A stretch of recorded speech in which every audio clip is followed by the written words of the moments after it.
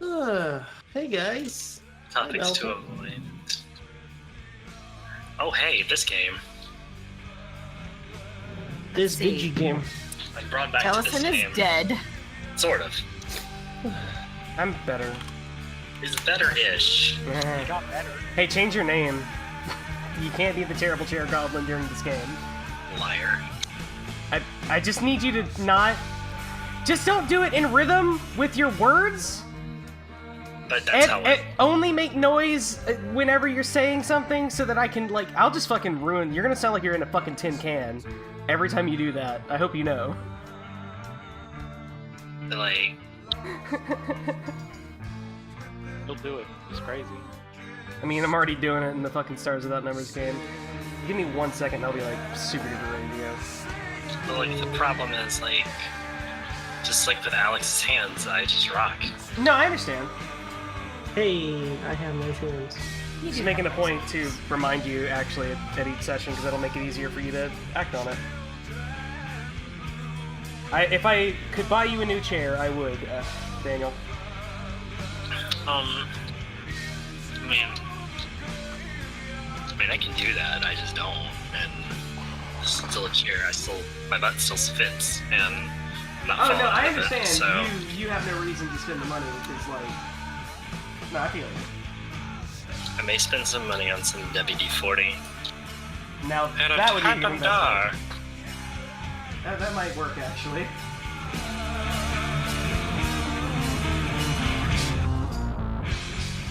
I mean, it's only bad whenever you're talking while it's doing it, because that makes it, like, a headache to remove, but... Yeah. And even then, it's only when it's really loud, because I'm not bothering with, like, the little creaks, and that's fine. I mean, with this kind of audio, like, it just kind of contributes to the being in the room feeling of listening to it. But it's when it's really loud and it's, like, grating on the mic that... No bueno. Yeah, it's almost like we're sitting at a tabletop.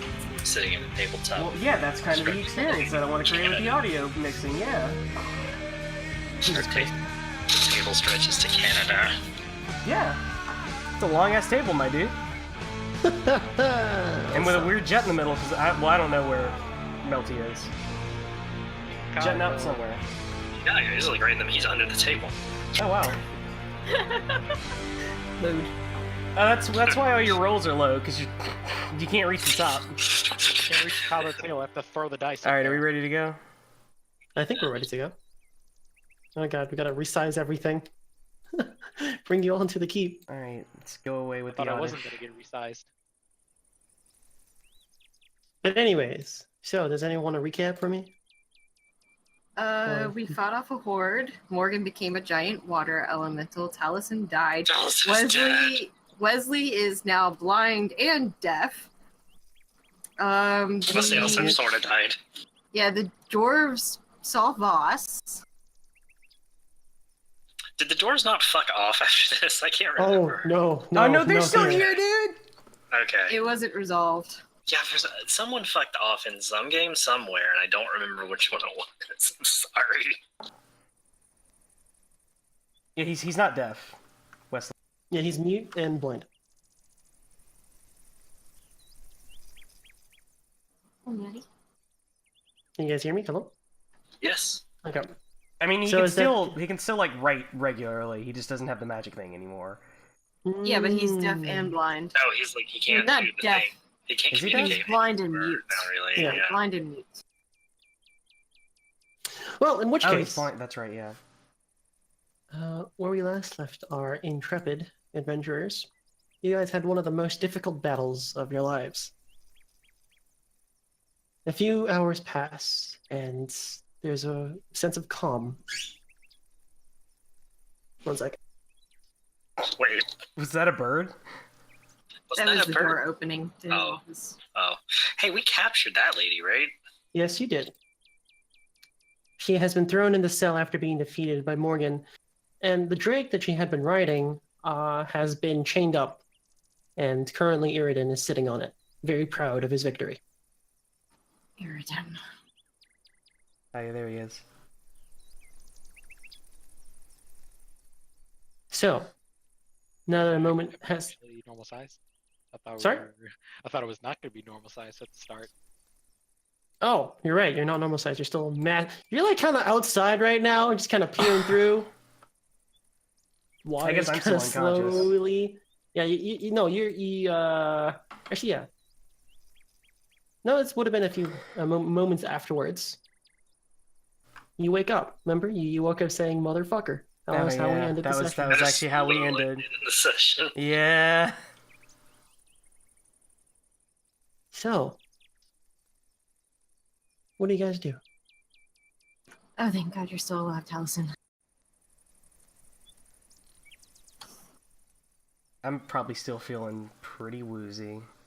You are. Can I heal him? You're more than welcome to heal him. You can roll a charisma check. Alex, can you turn Let's up those see. birds? Turn up the breath, yeah, sure. Yeah, they're like barely audible. Apparently, I don't heal him very well. I must still be stressed out from the battle, tired. Yeah, no, and stuff. everyone's pretty stressed out at the moment after capturing everyone and everything. Let's start this off with the dwarves. Khalgrast, what did you do after finishing the battle? What was the first thing that you did? I dragged Talison's dead, lifeless body back in the keep. Oh no, Taliesin died. Yeah, you're right. You dragged his body back into the cave. Halfway through, he wakes up and you just hear "motherfucker" screamed into your ear. How do you respond to that? Yep. Just completely, just yep. That's it. Yeah. Yeah, that's all the exchange there is necessary. Taliesin, you're just kind of being manhandled by a dwarf about half your size. I'm too woozy to even really know what's happening. Kind of in a fireman's carry, just kind of dragging you back. Mhm. You're dragged back into the keep.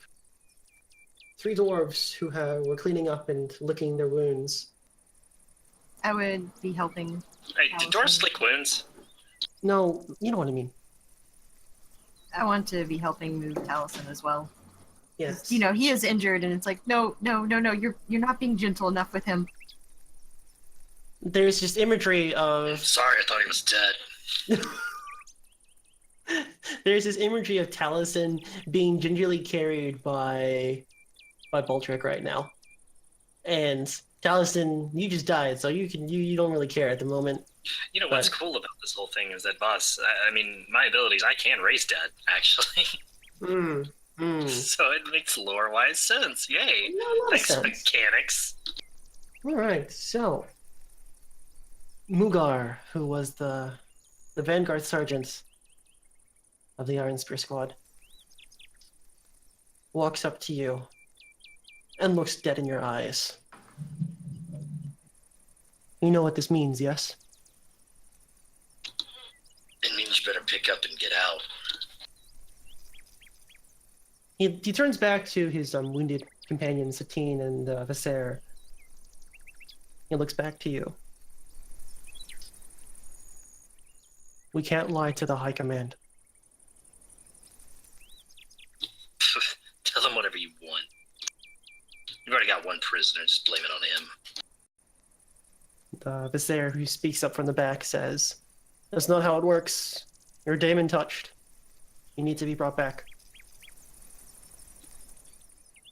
You're more than welcome to try. I'd look like around to. I'd like to interject and Yeah, say, you can interject. excuse me. I don't think we've properly introduced each other. My name is Baldric von Ulbrich, and Khalgrast is currently in our employ. I would advise you not to take any hostile actions with him, as any hostile actions with him will be a hostile action against the Ulbrich family, and as of course, Orncia. Gonna huff out your chest and can you do a charisma check for me, please? And see how well. It's an 8. Okay. Can I assist with that, actually? The both of you can. Yeah, you can assist with that. Dude, you have the elves too, man. Come on. Actually, I would like to assist as Taliesin goes like, "Where the fuck do you think you're going? We're not done fighting here." Yes, as you know, we're on a very important mission right now of helping to fend off a orcish god. Like, I don't even want these guys to leave. We need the help. That's +2 for my bond, right? Yeah. Mm-hmm. It's a 9 out of 9, so it goes up all the way to the 10. But Satine speaks up and says, "Oh, we hear ya. You're all friends. You're all butt buddies. I get it. Y'all want to protect the dwarf, but this is dwarven politics. Oancia has nothing to do with this." It does while he's in our care. Now, you are more than welcome to join us and assist us in this matter, but until this particular matter is settled, I cannot relinquish him to you guys. And, Nice, these guys still think dwarven politics work for dwarves. Mugar says, "There's a lot of information that was revealed to us today. Unfortunately, it is time for us to go home. We leave you with a warning. This is not the last you have heard of the dwarves. I'm sorry. You may have done much good, but this is a dwarven matter, and dwarves will see to it." And Mugar looks over to Satine and Viser, and the three of them kind of pack their things, and they start to leave.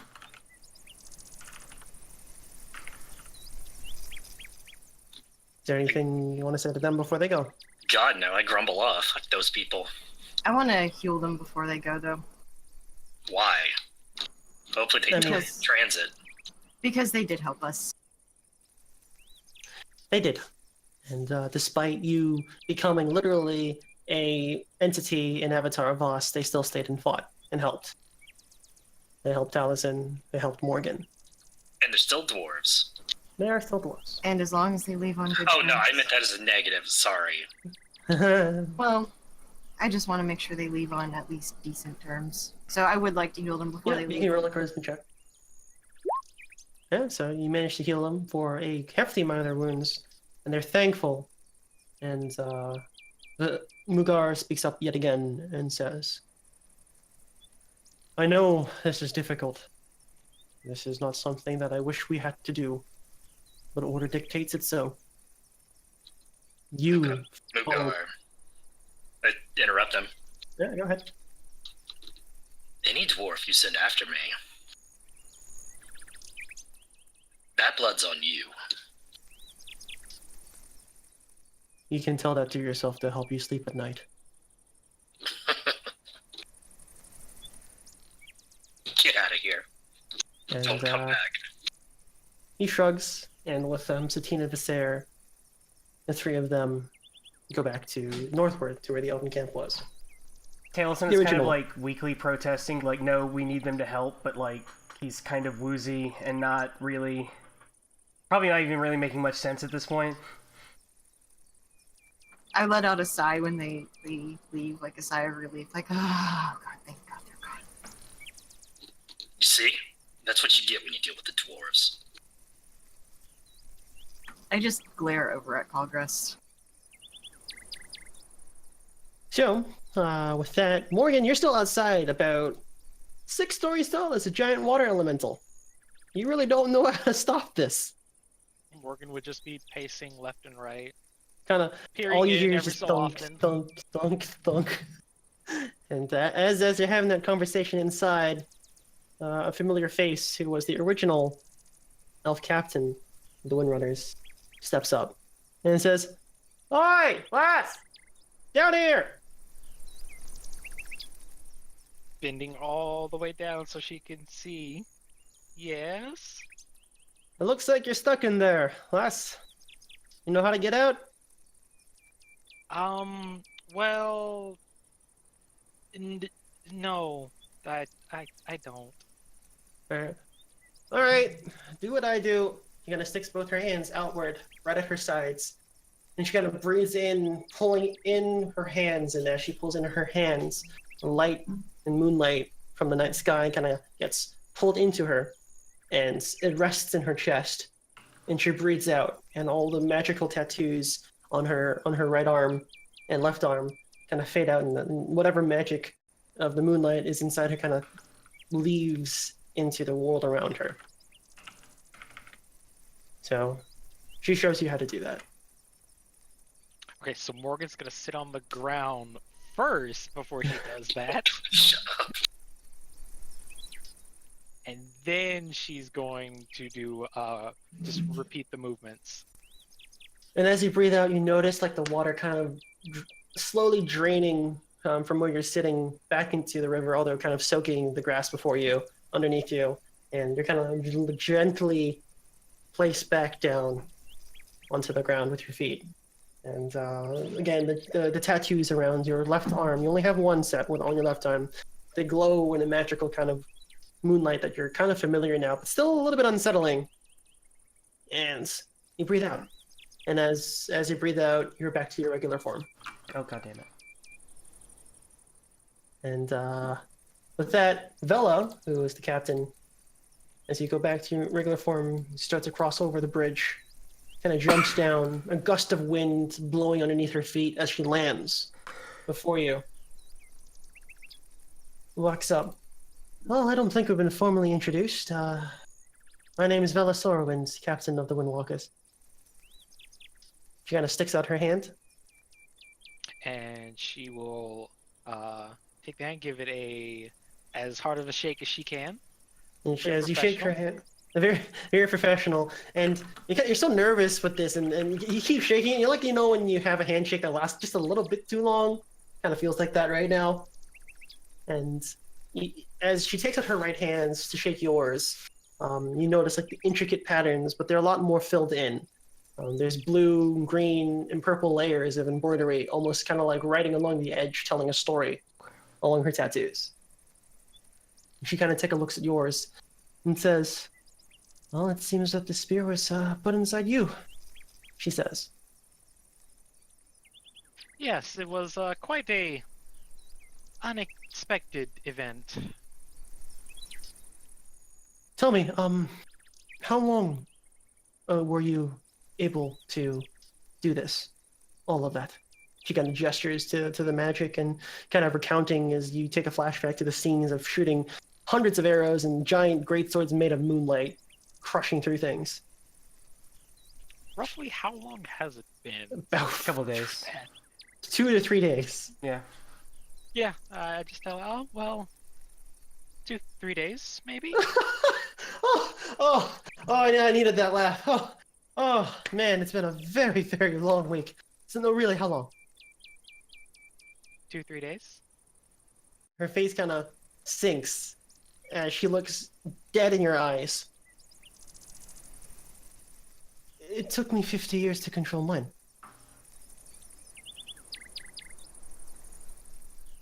And you were able to do all of that in how many days? 2? 3?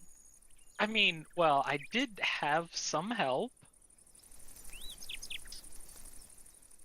She strokes her chin a little bit, and then she looks at you dead in the eye one more time. Well, if Athena chose you, then I trust her. We must meet with everyone in the War Council. We are ready to move out in the end of the evening on our way back to Silverleaf. This place is no longer of concern to us. She kind of drags you, well, doesn't drag you, but brings you back inside. And you go up to like kind of like the main throne room area. Next to the main throne room is there's a large map, and everyone is kind of surrounded there, save for Wesley, who you guys really don't know where he is at the moment. I'm But Harold finding him. You're trying to look for him? Okay, yeah. You try to look for him, and he's not around right now. He doesn't seem to be around at all. I'm gonna look. Yeah, absolutely. Is there a way I could track? Yeah, just go ahead and do a wisdom roll. It's charisma. Whoops, sorry. Wow. Well, I'm dumb. Nope, That's a that's a fail. failure. Wander in the halls. Get lost in the hole. How big Yeah, is you get- this yeah, fort? Is it like... Baldric? It's quite large. Let's don't say really it must know. be if it has a throne room. Yeah, it does have a throne room. It used to be one of the Elven Lords would reside in here until it was no longer needed. Like it was sort of like a Right. barrier point and an entry between the north and the south. And this was before when the elves were kind of at war in the south. And We know with no some of the wars, it's basic just lore. got a skeleton crew now, yeah. Yeah, there's a bit of a skeleton crew, and especially after weeks and weeks of siege, much of their lives and numbers have been cut. They used to be 10,000 strong, and now they're kind of reduced to a piddly 2,000. Oh wow, this is like a small town. Yeah, it's pretty much a Or, small well, town. actually, 10,000, that's like a kind of a medium-sized town. Yeah, I mean, give or take. I mean, it seems like it was supposed at one point probably was. Mm-hmm. But it's been a lot of chaos inside, and it's been very difficult to get any messages in or out. But anyways, the whole party kind of sits around a long oaken table with the map of the Silver Forest kind of dotting around the main cities. You notice about 4 of the markers representing your forces in 4 last bastions, and you see 12. 12 enemy markers, and dead center of all those markers, Alma points out is there. That's the entrance. That's where they're going to summon whatever they're going to summon with Shigara. Okay, so is it like, is it on top of the plateau, or is there a cave in the plateau? It's on top of a plateau. It looks like to be actually an altar resting on top of a temple sort. What's the approach area. point? Is it like a path on the outside? Well, there's many approach points. It seems that it's further to... Actually, let me move you guys to the main... Yeah, let's see some... main map over here. So, the party is currently around here, somewhere in the Silver Forest. And... you notice there's a whole bunch of red flag markers for kind of showing where their consolidated forces are. And These are orc one forces? of the flags... Yeah, orc forces. This one over here you had just wiped out. So there's a few more left. And in the center of it all, which I'm going to mark with a purple X, is where the plateau is. So you can also change the color of the flags if you want, just in Well, I Roll 20. could. Yeah. We'll Just do that's that another next time. option for tokens, Yeah. if you need something in a pinch. So it's kind of where the orc forces are, and where you are right now is around here. Oops. And with your allied forces kind of scattered amongst the remainders with Which This one one is over the here. town? Silverleaf. That's Silverleaf, okay. Yes. Yeah, because it's relatively close to the edge. Yes. So you have a couple options. You could kind of carve a path straight through and deal with the orcs and the altar itself. But the problem is that you'll be flanked by both sides. And Vela speaks up and says, "With a token force, we'll be able to go through everything. But the problem is getting out. Even if the orcs are routed and we're able to stop the altar, doesn't seem like they'll just abandon what they have. Scorched earth is what they'll probably do. They have to do this smart. They can't just go in bustling and trying to stop whatever ceremony they have. In fact, they might already plan for that. We only have about 2,000. We have to be smart about what we do." And she kind of turns to the party and asks them what your advice is, or what your idea is. How much time do you think we have? Alma speaks up. She kind of puts her hand to the rock of the castle. She kind of closes her eyes, and you notice this green magic kind of flowing around her. Well, I think we folk can have about 1.5 weeks until they finish. Out of curiosity, Alex, what is about the travel time it would take for us to go, say, straight there? Straight there, it'll probably take you about... Because you have kind of windwalkers with you guys, you probably would be able to get there in about a week. Wait, don't we have like fucking like? Yeah, the time is not actually an issue for Yeah, we travel. have like Yeah. super teleport from. You do have super Boy. teleport. I'm just wondering because there is the option of going around and avoiding the armies and hitting from the back. But if we don't have that much time, we won't be able to do that. You are on a Actually- bit of a timeline. That, I mean, yeah, so... I guess we need to know, like... I need a scale here to, like, know how fast we can move, I guess. Alright, so if you want to go from here Here, to I'll here... start drawing us as... Yeah, oh, yeah, right. So basically, Yeah, we how are. much is 1 foot? How much, like, actual distance is that? You can think about 1 foot as a day. 1 foot's about a day's travel? Yeah. Oh, goodness. Oh, goodness. Y'all seeing that? Yes. Yeah, that's a problem. So we don't really have much option except pretty much going straight there. Oh, no, So I we need to mean, we figure can out- abuse Shadow Walk, but, I mean, as you've seen, that's kind of dangerous. But, It's instantaneous. It's the only way we're actually going to be able to get anything done. Yeah, but what about the army? I mean, we're going to be there in the middle of an army. We And? don't know what's waiting for us there either. I guess because Khalgrast is a one-man army, it doesn't matter anyways. I mean, I'm not looking to be stupid here, but I mean, if we get the upper hand on these guys, we can win them over, or you know what I mean. I mean, that is true. A surprise attack would probably catch them off guard, especially if it was one that landed right in the center of them. We can attack them from almost anywhere. If you, I'm gonna have to lean on the elves here to help me with getting exact locations. So how many can you transport? We know the woods very well. Even with the forces, there's some routes and paths we can take to get down our time. If you do wish to strike the altar, that is also another option. We can send a token force, about 200 of our forces, strike at the same time you do, give you an opening, stop what you need to stop. My best men. Well, you know, I mean, if we so do here's the go in thing. there. Here's the thing. Just to get from here to where their camp is 2 weeks. Yes. We already cannot march on the altar. That's already not an option. Well, if we appear at the altar, that'll distract them. The forces will converge on us, which will give the elves a chance to come in from this angle, while the other forces are heading this way to attack us and deal with us. The elves will be able to hit them from behind. We just need to last long enough for that to happen. Oh, and the question about how many people can use it just says may only be used once by each ally, so it's one way. But as many people as are present may use it. I literally can move an army with this. It's a level 7 spell. Yep, no, it's a conga line. You can have a conga line of, like, literally an army go through. It's probably a little thicker than a conga line at that point, but Yeah, I know. Just all the elves kind of going in one at a time. Yeah. Or maybe, well, actually, kind of the way we described it, it seems more like I changed the room, like, because the way we described it whenever things went wrong was like the room turned into hell. So I guess it's more like in this area, like the like sort of like shadowy and then warps and then becomes the location where we're trying to go.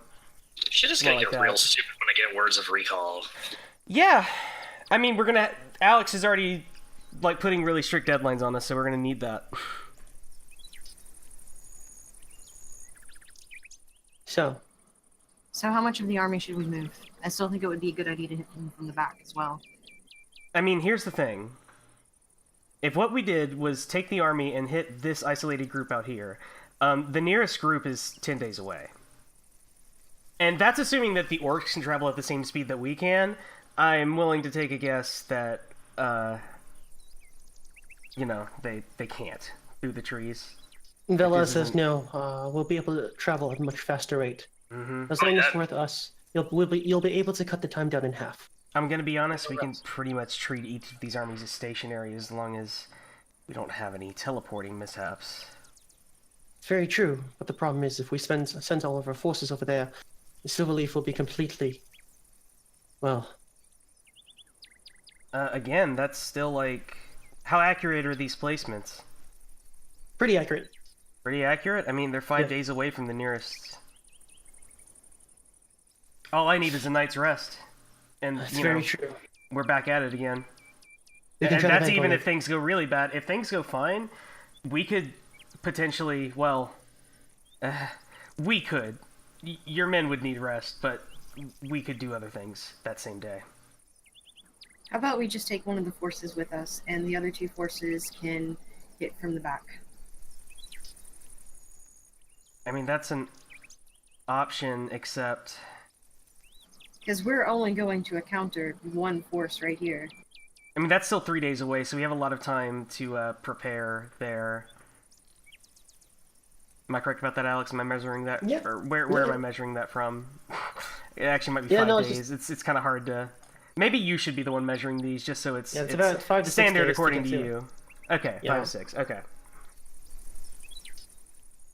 Okay, so I think we should take a force in there. teleport to the altar, fend off what's there. The two forces left behind can start making a trek to attack that and that one.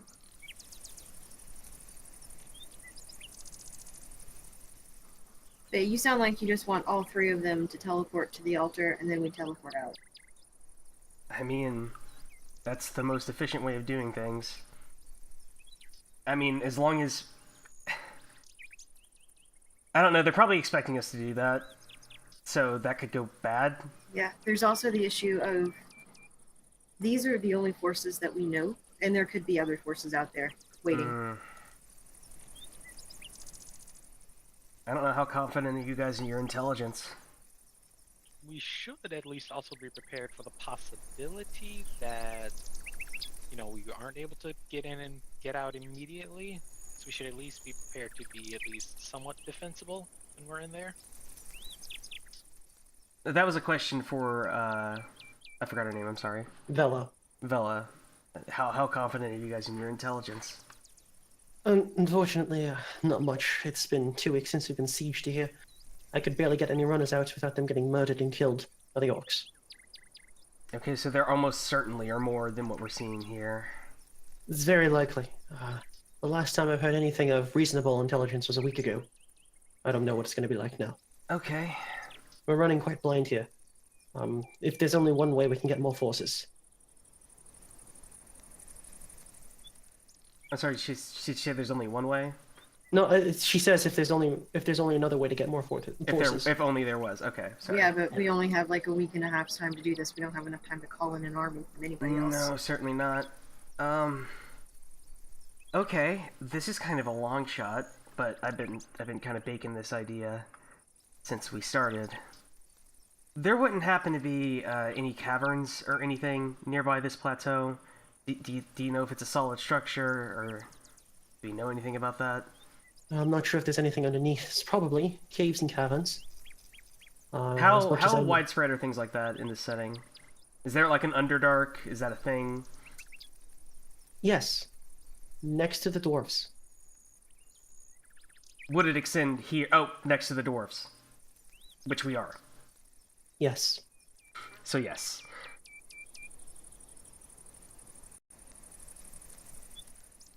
And, Khalgrast, you remember something in the back of your head. Dwarven mines go deep underneath the Silver Forest. And there would be troops there as well.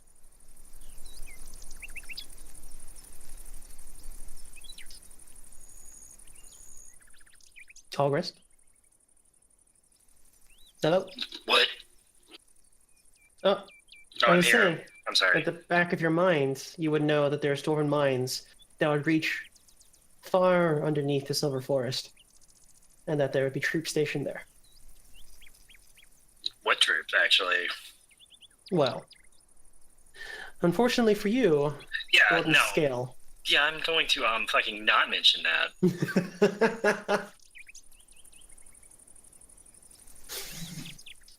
But whether or not you know if they're golden scale or otherwise, it's hard to Would tell. I know that, Alex? You can go totally do a. That seems like something I spell might roll. know. Mm-hmm. That's just roll intelligence, right? Yep, that's right. And you would definitely know that there would be Oh. dwarven troop movements underneath. Wait a minute. It's how they get in and out of the mountains through the forest. It's how you met the other squad. No. Khalgrast.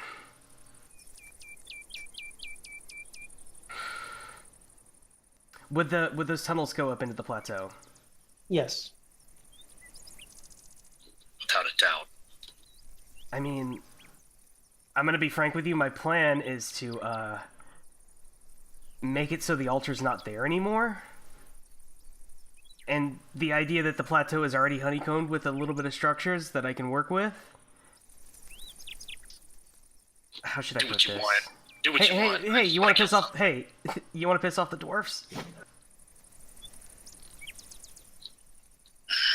I'm not an idiot. But yeah, that could work. Collapsing the tunnel should be no problem. I mean, that's like the least conflict way I can think about settling this, and I mean, hopefully that that's doable. I really can't know until I get there. No, you're right. We should at least look. As long as we can avoid any more, prying eyes. So how about this? We're not gonna go in with a full force, but we could use some help, just some men to make and guard a camp in case we need to stay there for time. We'll just go check it out. Port on over there. If it looks good, we might be able to just take care of it while we're there, or at least get things started, because I would imagine it's gonna take some time. I mean, I could do detonations like I did back at the Sun... What was it called? Gates of Dawn. The Gates of Dawn. Yeah, back at the Gates of Dawn. So you're planning on collapsing a dwarven mine? No, I plan on collapsing the plateau above the Dwarven Mine Into the to Dwarven Mine. destroy a very bad orcish artifact. It's well worth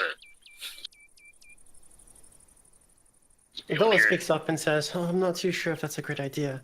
Tensions with the dwarves have been rising lately, especially with the orcs. We have asked for help, but they seem to be very..." Yeah, they're not going to give it to you. Well, no. That's a secondary plan. If, I look over to Baldric. Can't believe I'm saying this, but... we can maybe count on Baldric to schmooze these guys. We just need maybe some help. Like, if they can point us to a place, we can do a smaller detonation. If we can get close. We can also just, blow up the altar from underneath it. That wouldn't have to do that, but that's gonna need help from the dwarves, because we're not gonna be able to navigate those tunnels in time to get, like, right underneath there. Or God forbid if we actually need to dig. What was that? I'm not against appealing to the dwarves. I mean, especially if we're talking to an isolated group and they don't know about, Good luck. our pal.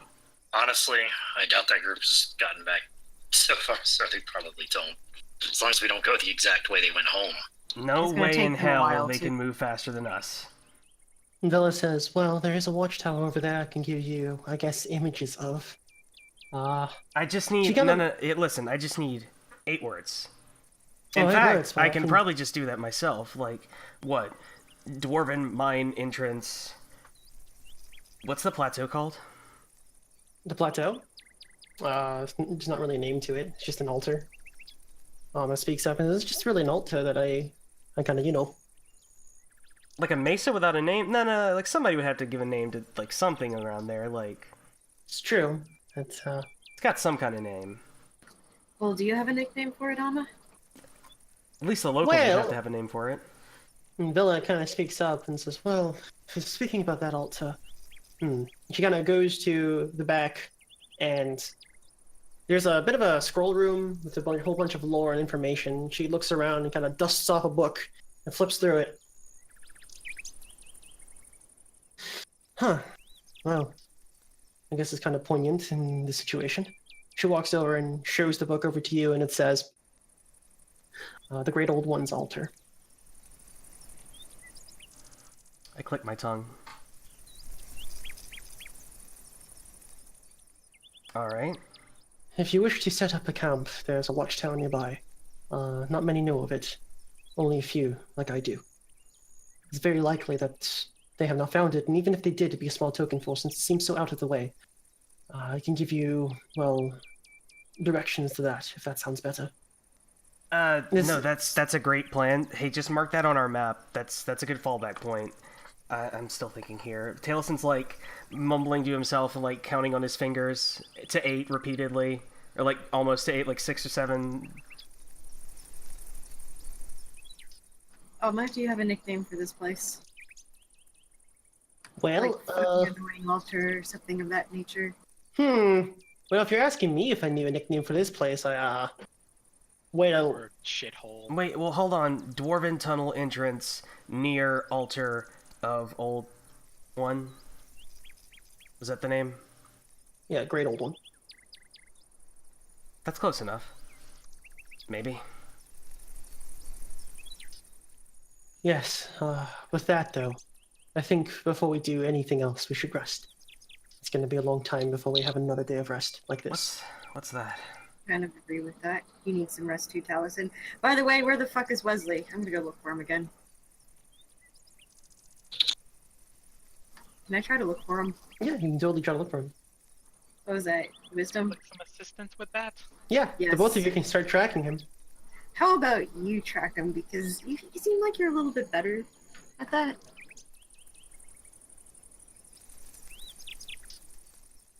I'll assist in tracking. That's a wisdom. That's an 8. The both of you kind of go look for Wesley, and originally you had not found him because you were looking through the main floors, but you kind of see him out through the windows, and he's the very, very top floor, just kind of staring off into the sky. He's laying there, his hands behind his back, his legs dangling off the ramparts, just alone in his thoughts.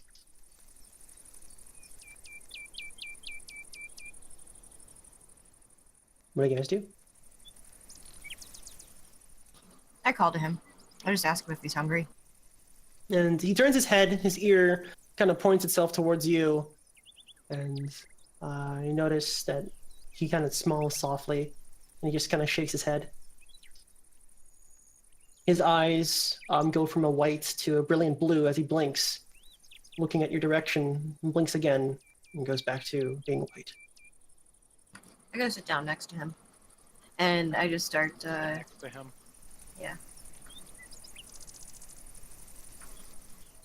And I start talking a little bit about like the plan that we have, things of that nature.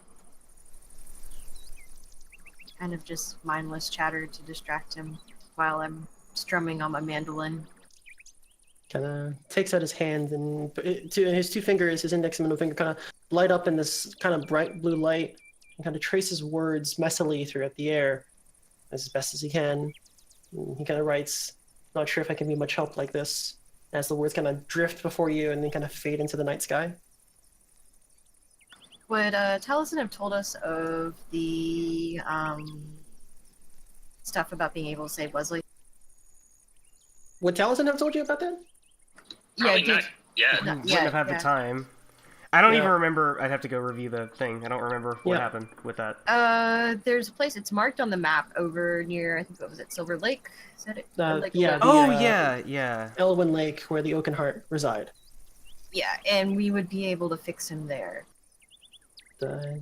He kind of takes his hand and traces out words in the air again and says, "Well, according to lore, they never allow humans in there."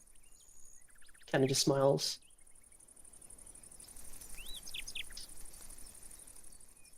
Well, we'll get you in there. Well, you can't exactly believe everything that you read in a book. Some... He just kind of gives you a very poignant look there, Morgan, kind of looking at you, and his eyes flash blue, then blinks again, and they go back to white. He just kind of smiles softly. And he kind of, you notice that in his left hand, he's kind of been thumbing his great journal the entire time. He's wanting to open it, but, well, he can't. You know, I'm glad that you made it out alive. We're going to fix this. And I'm glad that we at least have the opportunity to do that. Kind of looks down to his feet. He kind of dangle a little bit. Kind of traces out the words. You know, it's very cool in this time of night. I've always enjoyed it.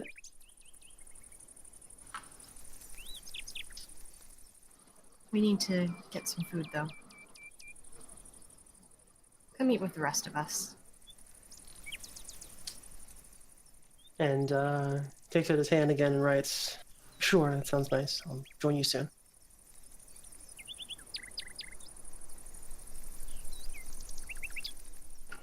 I kind of try to help him up. Kind of leans onto you a little bit and trips every now and then. You notice that despite being blind, his eyes would flash to blue every now and then, and he would seem to know that there's a corner coming up or a step he's about to make. Like there's a drop in the step. Would happen every so often, but you would definitely notice that there's something going on with his eyes. Well, he can at least get around then. And Eventually, all of you kind of meet in the throne room, and there's tables set up. You see the elves kind of distraught and disheveled, but finally at rest. There's a bit of a calm right now with everyone, although it does seem very short-lived.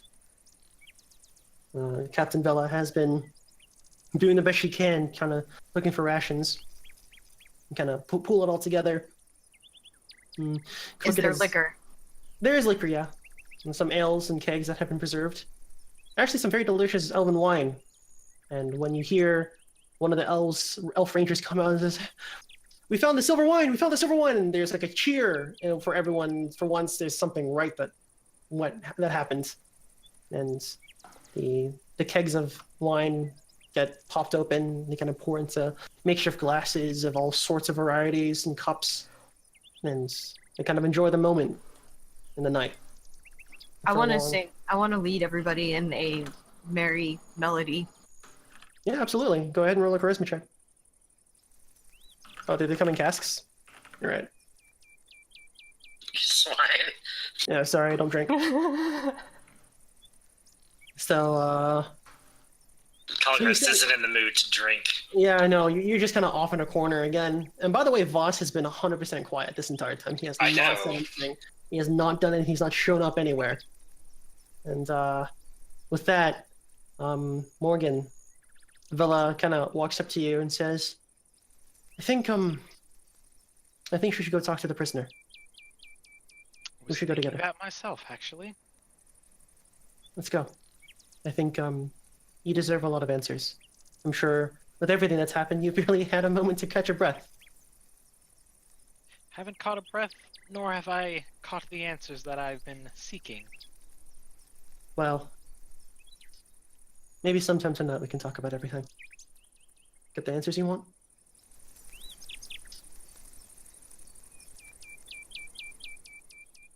Both of you. First, the prisoner. Yep. So the both of you go to where the prisons are, and you see Iridan kind of peer his head out, thrown into chains, and he's been sitting on the Drake the entire time. Hey, He's Alice, take us back over. Oh yeah, sure. And there we go. And you see in one of the towers, you kind of approach what appears to be. These guys aren't here anymore. Let's see, where is Morgan? There we go. What appears to be a former silver elf, kind of coated in this black layer of magic that just never seems to stop dripping around her. It kind of drips into mist and forms again by her legs and then travels up her spine and repeats again and again. And she's chained, and the way that her hands are changed, her fingers are kind of spread apart, so she can't really do anything at the moment. There are 15 guards standing around her at attention, their bows knocked, pointing at her, waiting. Just in case there's one wrong move, they all let loose their arrows. But she seems to be closing her eyes, meditating, speaking to herself in a language none of you understand. And Bella says, "At ease, gentlemen, leave us." And the 15 of them put down their bows and arrows. They salute, and they leave the captain to you and Vela. The elf before you opens her eyes. It's a flash of purple that kind of fades away as reveals back to her eyes, just completely black. And she smirks. "Hello, Captain Vela." And fresh meat. And she kind of looks over to Morgan. "So, wanted to say, old times, let me out. Let's have a duel." Vela just kind of scoffs and crosses her arms and kind of leans against the wall. Says, "This one has questions for you." And looks at you, Morgan. Well, I believe first names are in order. Morgan, not fresh meat, and you are? "You can call me Uriel." She kind of smiles, and she smiles as if there's like purple ichor kind of dripping from her teeth. It's kind of gruesome. "You hit me real good there. It's too bad you were infused with Moonlight. I doubt, or I'm fully aware that if you weren't, I would have had dealt with you easily. What did you say, round 2? Let me out? We can see what your medal's worth. How long have you been training for? 100, 200 years? And Vela just kind of smirks. Kind of looks at 3 you. days. Does Morgan puff out her chest when she says that? Because now she knows it's She impressive. absolutely puffs out her chest. And Uriel just, 3 days, huh?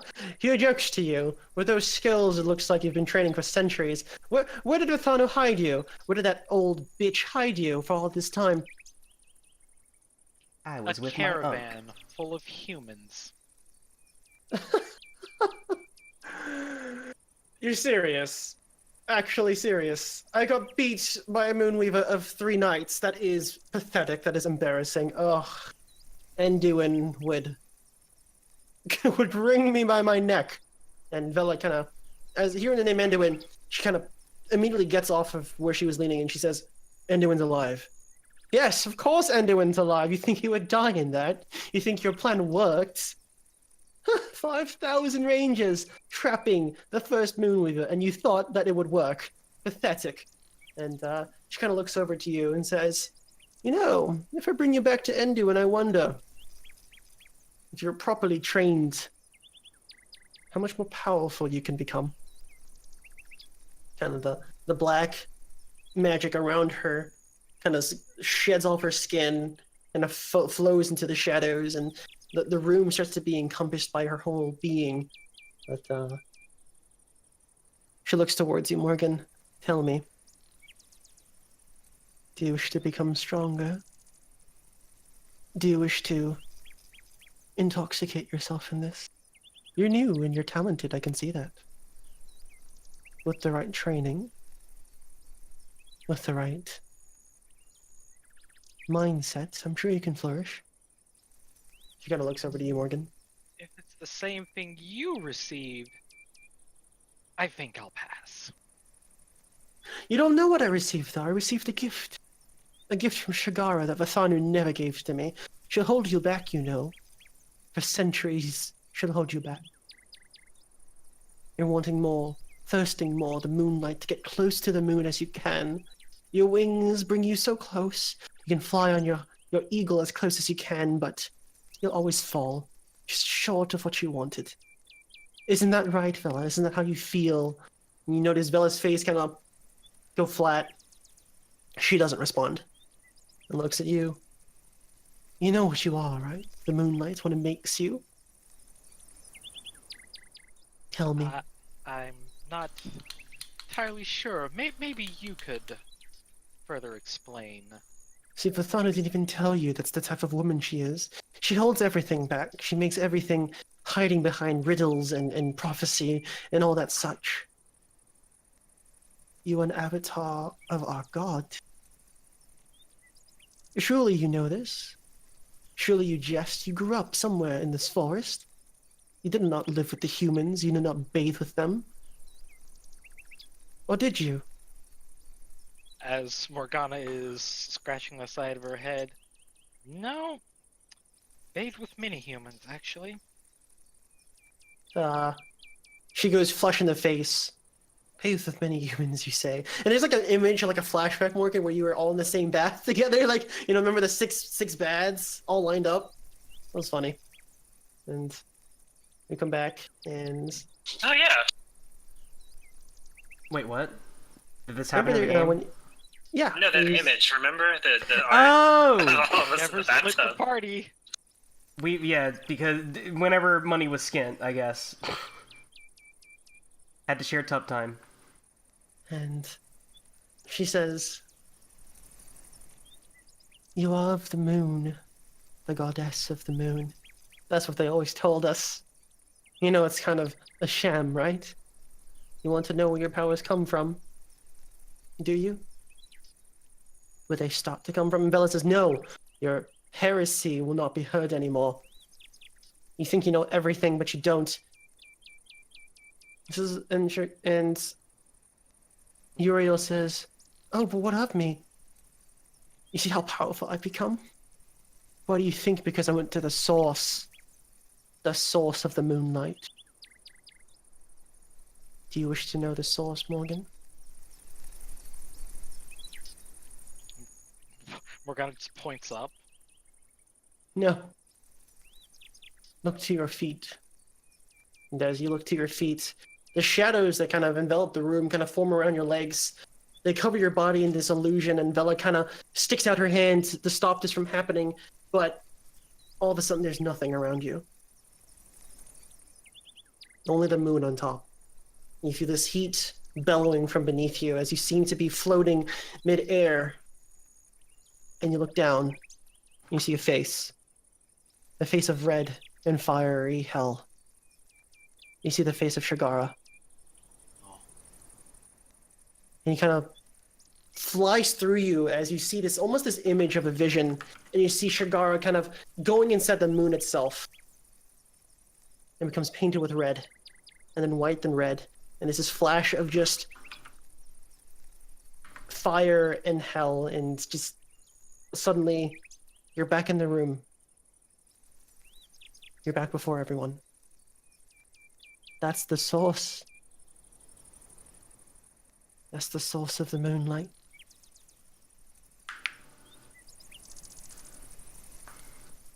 Morgana's got her head sort of spinning. Kind of fall, and Vela, who kind of like, you see her hand kind of locked in all of a sudden as this time started again, runs over to you and catches you as you kind of fall to your knees. I saw that can't be true. That's not true. Shagara is the oldest god of our world. And long ago, the heroes, as you've seen them, who locked him away in his power, he is the oldest one. He is the greatest one, and all the gods you all worship today are mere nothing to him. Why do you think there's so many altars on the mainland to Shagara? Why do you think parts of him are scattered across everywhere? You know it to be true. You know it to be true. She kind of cackles and laughs, and Vela says, "We need to go. Her heresy is too much." She kind of grabs you by the back of your hand and kind of pulls you out. And you see her as you're pulling through. You see the light of the moonlight kind of sharing, and she's sweating just profusely, and she doesn't look too good right now. And Aaron kind of peeks his head out and says, "I'm still sitting on the Drake, by the way. We did good." And kind of like sticks out its plumed feathers out of the bars and kind of waves at you as you walk by. He seems to be very content sitting on this Drake. As Morgana is just sort of limply following Vela as she's being pulled by her.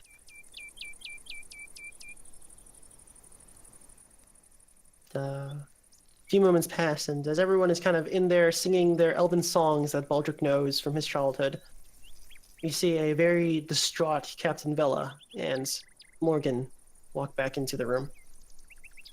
I give Morgan a glass of nice elven wine. That is in a cask, not a keg. I apologize for my swine attitude. Kind of gives it to you, and do you drink it? Hold on. How strong is it? It's pretty strong. It tastes great, though. Drink the whole thing in one go. I cheer and I beckon Morgan to join us. So Morgan, it's kind of hard to stay focused with the revelation that you were given. What do you say to the party? I think I need to take a little bit to myself. I look disappointed. I'm gonna follow him. Follow Morgan? Yup. Morgan, where do you go? What time is it outside? What time is it now? About 11 in the evening. Perfect. Moon should be out. We're gonna go out to the ramparts. You go out to the ramparts. How is my tattoo looking? There's a soft glow to the moonlight. It's kind of almost as if there's this kind of light kind of emanating from it, being pulled out towards the moon. Almost like this silky kind of liquid, just slowly just kind of reaching out reaching towards the moon.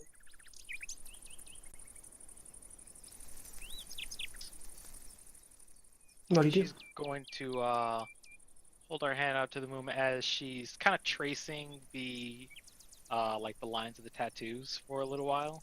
Yeah.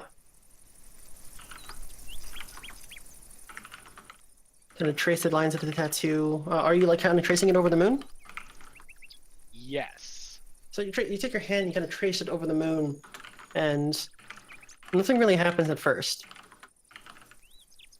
And Morgan, Taliesin and Khalgrast, you kind of follow Morgan up to the ramparts, and the both of you kind of see each other in the shadows. They kind of acknowledge each other, and you see Morgan kind of tracing these figures into the air. And Morgan, you don't notice this, but behind you, your shadows are flickering in just a really strange way. And Khalgrast and Taliesin, you do see this. As Morgan is so... What's up? I'm gonna like keep walking up behind her and just basically stand like kind of pretty close behind her and just watch this. And she looks pretty absorbed in it. She's probably not even gonna notice I'm here. Yeah, so you start to trace and trace Morgan. You kind of fall into a trance. And again, your eyes kind of glaze over and the whole world stops. And you're encompassed in the moon. All of a sudden, it's just like inches from your face. It's kind of very offsetting as this big, giant hunk of rock is there before you. What do you do? I am going to touch it. All right. And as you put your hands on the dusty exterior of the moon, your hand, and specifically which one, your left or your right one? Which one has the tattoos on it? I think it's The left one has the tattoo. Oh, yeah, the left one was a tattoo. I'm gonna touch it with my left hand, and then I'm gonna softly ask the moon, "Who am I?" Who am I? And as you touch the moon, there is a response, very muddied, and you hear the deep voice of Shagara. But then you don't understand it. And then all of a sudden, rage. And the sky starts to shatter, and there's this red electricity and lightning that starts to... No, actually, Taliesin and Khalgrast, all you see is just Morgan kind of stick her hand out right now, and this is kind of a vision specifically for Morgan. Okay. But you notice that the shadows behind you are kind of almost tentacle-like, just shooting in all sorts of directions, almost, and they seem to trail up towards you. Both you, Morgan, or Taliesin and Khalgrast, but then there's a black veil that just seems to cover your body just as these tendrils are about to strike to you. And for the first time this night, you hear Voss. This is a very important revelation for your friend. So just stepping back a few feet there, Taliesin. Was that in my head? Yes, that was in your head. Hey, I'm gonna... Actually, I would like to make a intelligence check here. Yeah. I mean, I'm going to... If I have to cut myself off from magic to do this, he's getting out. So what exactly are you trying to do again? If he's got something to say to me, he can come out and say it. We're not doing this talking in my head shit. Oh yeah, so you can totally do. You can sprout lore and see if you're able to. Something interesting is you don't know. Unfortunately, that's an 8. Something interesting is that anytime you hear the voice bellowing deep in your head, you feel like your fingers go really cold and your toes go really cold, as if the heat is kind of pulled from your body. Anytime he speaks to you, every word you feel your body just getting colder and colder.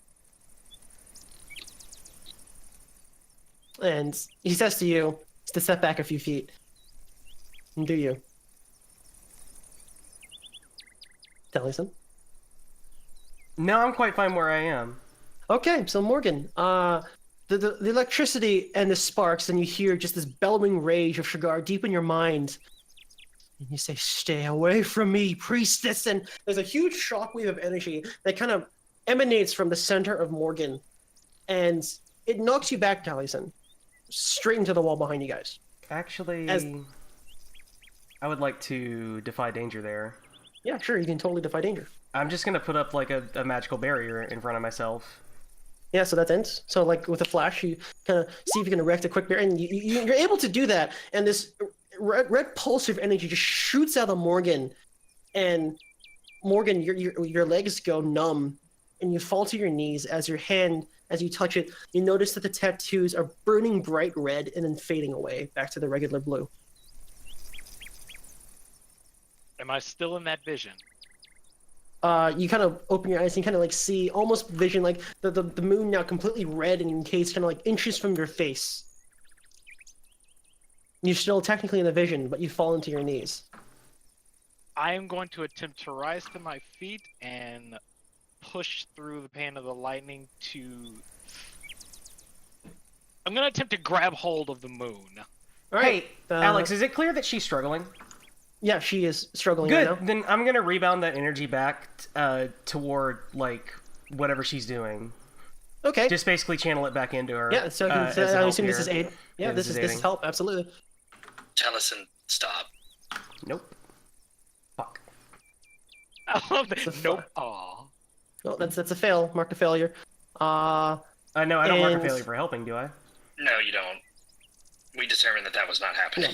Yeah. Unless so- Alex okay. decides it is, but that's up to him. No, but this actually, I'll allow you to mark a failure for this one because something's about to happen. That's pretty Okay. bad. So, I'm kind of treating it like a case by case basis. We'll talk about That's it after. That's cool. Just based on if there's but- any consequences.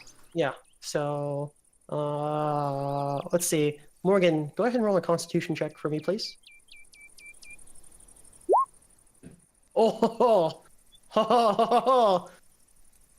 As you kind of stand up and you start to push through, all of a sudden you feel like the weight of this god just push against you and your arms, and you feel yourself actually being dematerialized as your skin kind of like gets ripped off your face, as if every single atom gets electrocuted and disintegrated before you, and this searing pain kind of rushes through your entire body, and it's as you feel yourself dying again and again and again with each course, and you're pushing as hard as you can, and then nothing but blackness as a wave of energy shoots into you and shoots into Taliesin, and then both of you get flung into the wall and right next to Khalgrast, and just this huge explosion happens, and the whole ramparts are just a shake in the ground. Yo, Doug, I'm gonna catch both of them.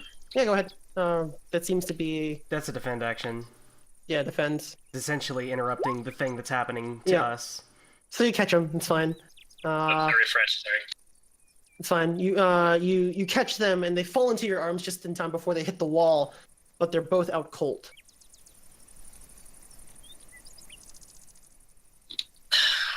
Bus. And Voss comes around. Yeah. Does he like walk around a corner? No, his head actually like kind of appears out of his Khalgrast's shoulder. It says, Oh, like he "Yes, was I'm hiding kind of behind in the him. middle of something right now. What is it that you need?" Just how connected are you to all this? Huh? Well, let's see. And he just kind of stops. Anyways, what was it that what is it that you need? That's what I thought. You made a deal with Taliesin, didn't you? Pardon? He's not dead anymore. Yes, that's wonderful for you. You're great friends with him, aren't you?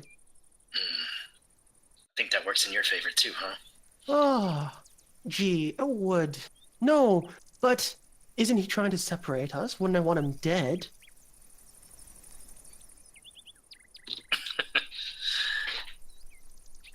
Yeah, I guess you're right, huh? Yes, I'm always right. Toodaloo! And kind of like disappears.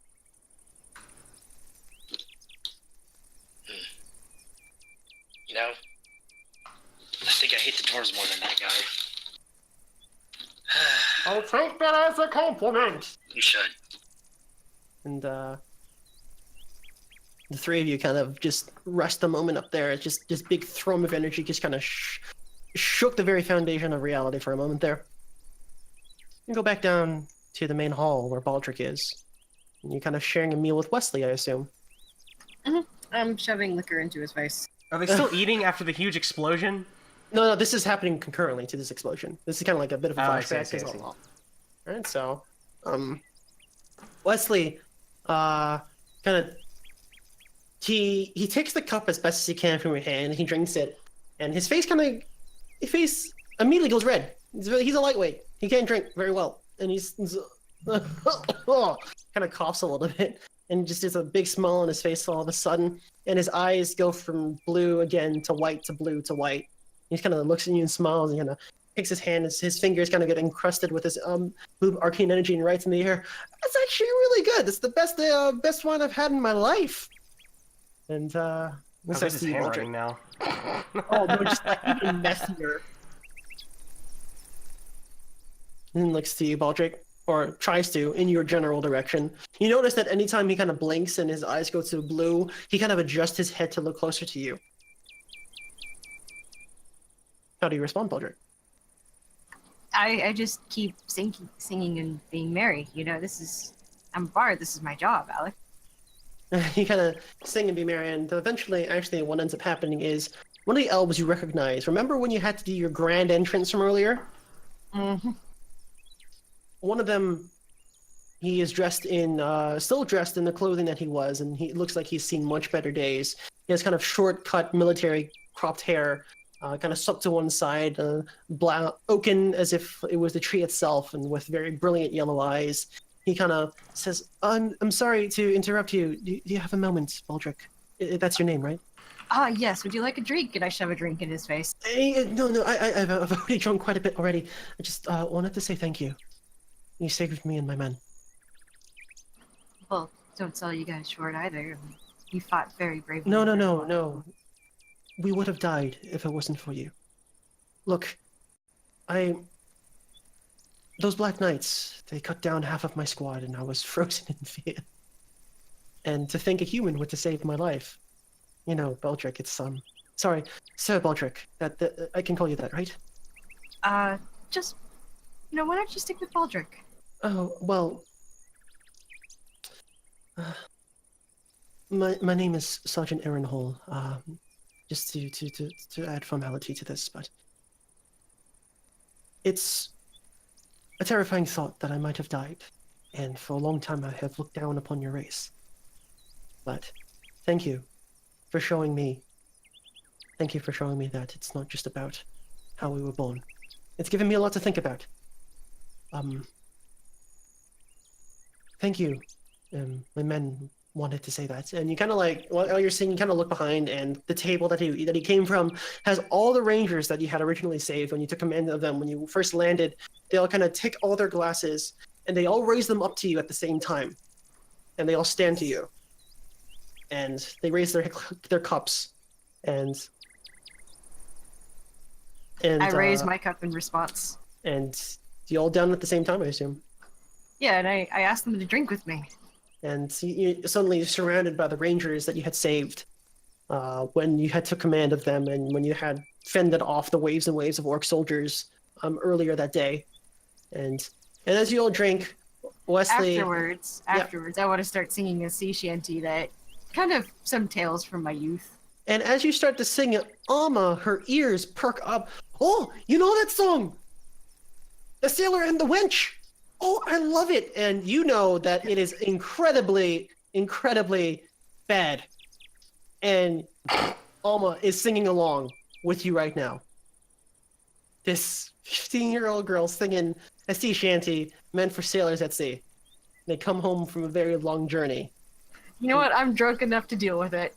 You're drunk enough, and halfway Just through imagine the song, the most vile song you could possibly think of. Vile song you can possibly think of. The elves are all drunk and they love it. Some of them do seem very uncomfortable, especially the more hoity-toity ones. But the ones that you say, they're all singing.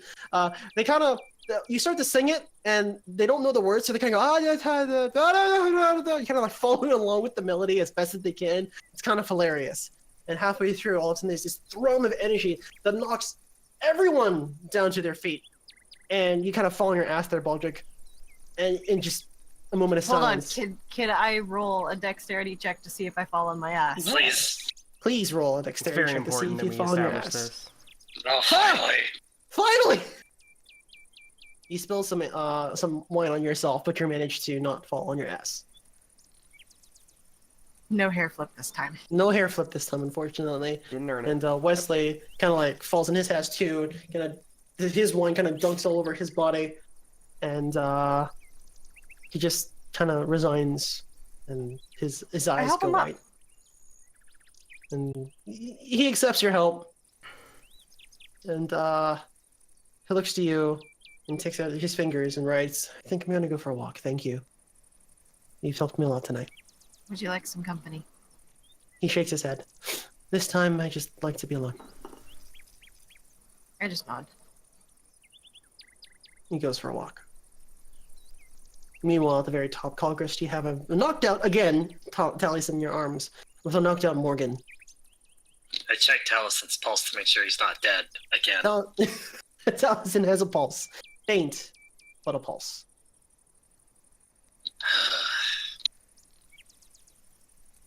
Nothing for it, I guess. I'm gonna go back downstairs and find the bed chambers. You know, you find some rooms that you can just kind of toss their bodies on for them to rest. How's my arm looking? Oh, you're knocked out right now. Oh, I'm looking at the arm though. Oh, you look at the arm and you notice the tattoos on her left arm. They're still the same color, but there's some more embroidery on there that you hadn't noticed before. Whether or not it was. Does that mean they're glowing? They're still glowing right now? They're not. There was a resonant for a bit of glowing, but it was very short-lived. Alright, so whatever it is passed. Okay. Yes, whatever it is passed. So I want to go drunkenly find Taliesin. Okay, well I'm gonna sit in his room. Okay, so I'd like to go and, like I said, drunkenly find Taliesin. Baldric, you drunkenly find Taliesin. Is he awake? About a few hours pass and Taliesin, you kind of wake up. I'm slapping him. Lightly Lightly slapping him. I mean, Baldric lightly isn't... slaps you Well, awake. Khalgrast is in there. Like, does he not interrupt this at all? No. Damn it. I'm commuting with Like us, I'm Taliesin. sorry. I'm not really awake, paying you- attention. Taliesin. If you move to slap me, Taliesin. I'm going to kill Taliesin. you. So before you even Taliesin. do that, like, hold the fuck up. Taliesin, wake up. Be quiet, you're gonna wake Taliesin. Morgan up. Slapping Taliesin needs to wake up. Taliesin. No, Taliesin, I'm you awake. wake Taliesin gets awake. Well. Where's Wow. Sasha? Where's Sasha? I let Yeah, you wait. have Sasha, and I haven't seen him all day. Where's Sasha? Where is Hey, Sasha? Alex. Yes. I want to make an int check to summon Sasha. Yeah, absolutely. He's probably Go got ahead to be and- somewhere just in yeah. the vestiges Yeah. here, just worn out. Yeah. Yeah. I can sum up enough. Boop. Yeah. I actually don't know. Did he actually die, Alex? Or Well, we're gonna see what's gonna happen, but I'm gonna mark an experience. Yeah, you you gotta summon Sasha, and you hear, kind of in the back of your head, you just hear very soft.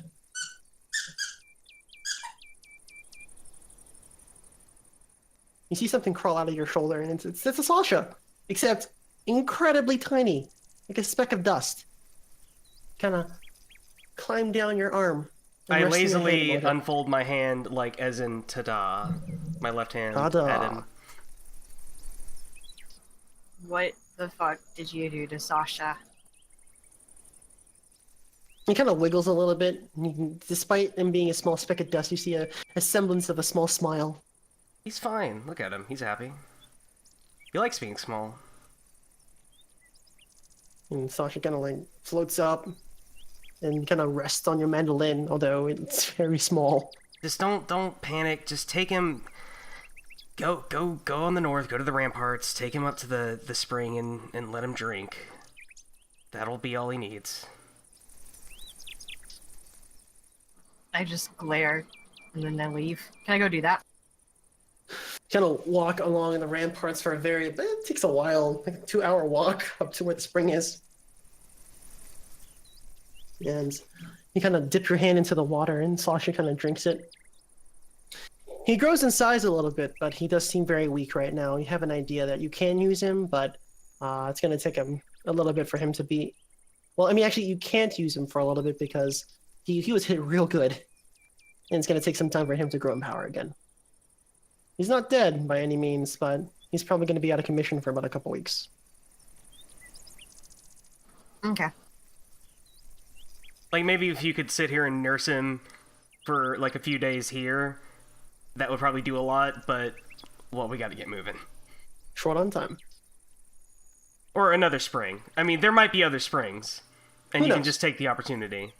Mm-hmm. Well, there definitely are other springs. We may or may not see them. I'm sure also with time he'll grow back to normal. That's the idea. Yes.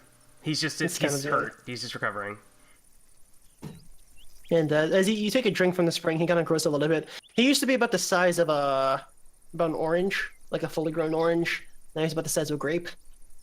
Kind of like rests in your hands and kind of looks at you and smiles, kind of wiggles happily.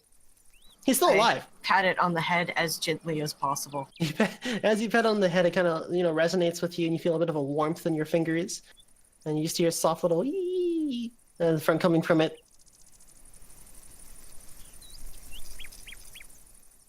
I put it on top of my mandolin and walk back. Yep.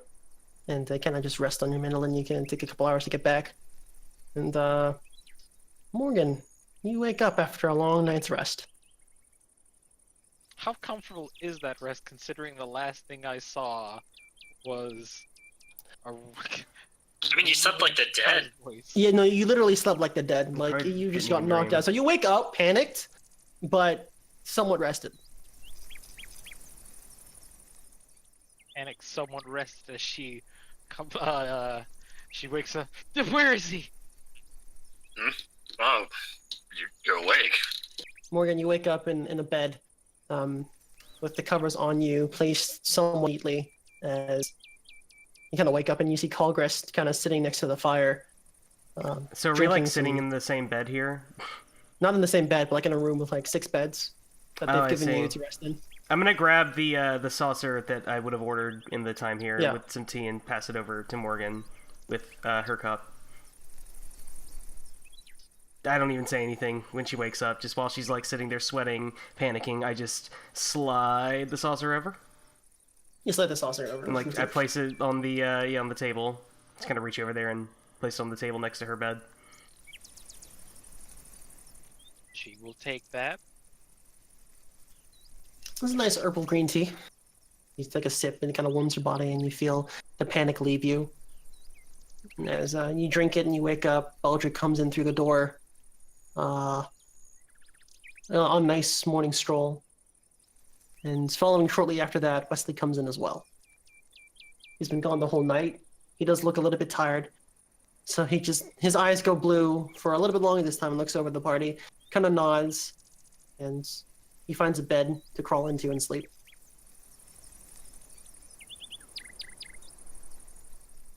And he writes, "I could use a nap." Kind of flies it over to you guys as he kind of falls. Like immediately lazily, asleep. drunkenly, like sails the letters at us. Yeah, literally. So, with that, what do you guys do? You're around the campfire. You all have the idea that this is the last time you're going to rest in a while. Like this is like the hearth in the room, and sort of the beds Yeah, are arranged around it. There's like kind of like a eerie silence that washes amongst the party.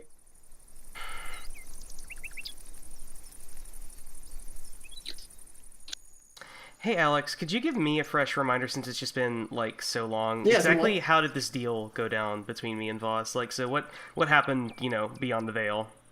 So beyond the veil, let's recap. You remember Says, yeah. yourself. You actually would have had a nightmare about this. You remember being right by the steps of death, right by the black gates, and it's opened, and there's steps going downward or upward. You can't tell. You don't remember. So the figure of a man cloaked in a black robe. With Do the stairs go down? as the scythe there's and he's saying it's time for you to leave, and you're like no, and Voss shows up and gives him a small memento, some red hair wrapped in a ribbon, and gives it to Death. Does that mean anything to me? You can totally sprout lore. Okay. I suppose I'll try that. Mm-hmm. All right. One thing interesting is that you remember a look of happiness as best as you can, like the posture of Death seems to be calmer and almost melancholy. Like he relaxed when that happened. Yeah, But, you like, relaxed. his guard was down. Yeah, and well, he took the memento, and you have heard stories of men and women facing death and coming back to tell the tale. You hear stories a long time ago of a woman who had died so many times, where she fell in love with death, and death fell in love with her. They spent the time together, who knows how long. And you see that lock of hair might be hers. Oh, is this lady like one of the ascended folks? Who knows? You just hear stories. Oh, so like basically, if there are any female, like, I mean, so we have these demigods, right? Like, I know we haven't. Yep. I guess a lot of them are unknown at this point because it's just happened a lot. Yep. I mean, they could be any of them with red hair, I guess. Yeah, but if you find an interesting memento, you might be able to find your way back to the plane of the living. That's all I'm pretty much going to say. I see, and that was sort of the deal that Voss just had that. Voss just had that. Just to be clear, like, I didn't really make an agreement or anything. This just sort of happened. Yeah, this just sort of happened, and Voss kind of spoke for you. Yeah, like, I know, like, as a player, I had to make the choice, but I just wanted to be clear on that. Yeah, and in character, Taliesin would know that after seeing that, Voss would turn to you, and the last thing you saw before waking up in the mortal plane again was you belonged to me. Yeah, he did say that. He'd bought you, so to speak. Yeah. So, still, the guy, all you are in kind of like around the hearth right now. Well, a lot's happened.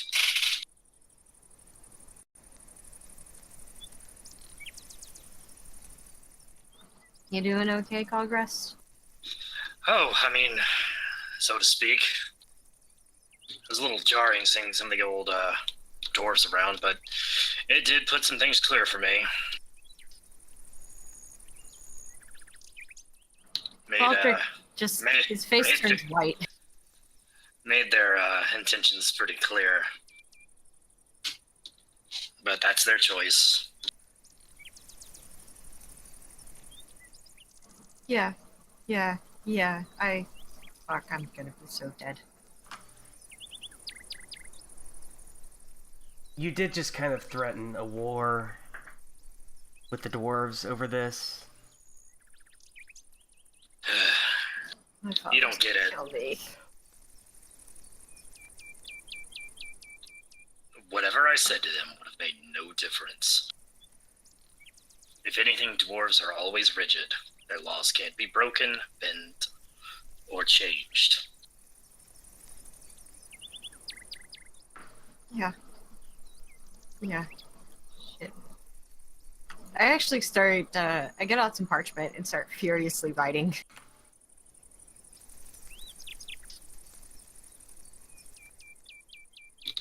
But never forget, they only have themselves to blame for this.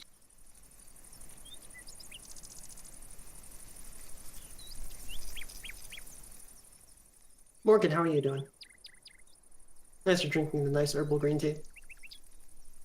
You know, you say it washes away the panic, but it's still there. She looks still quite worried and contemplative. Everyone kind of sees Morgan, and she looks much more panicked than normal. Morgan, what did she say? I know that look.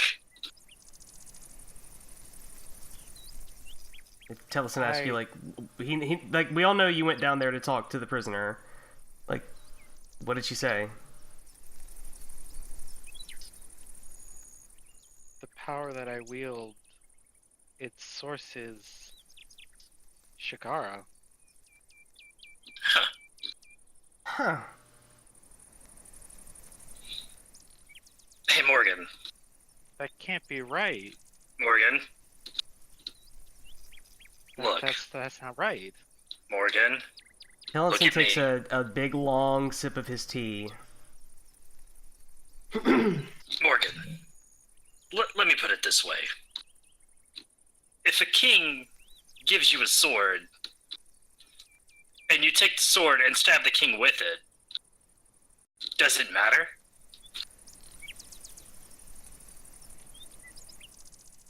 I would say yes. You just murdered the king. No, the metaphor. Khalgrast, The metaphor do you here. have He's a bad. It's a bad Continue. king. Well, I mean, kind of all monarchy Yes, is yes, kind of right. bad, but A bad king.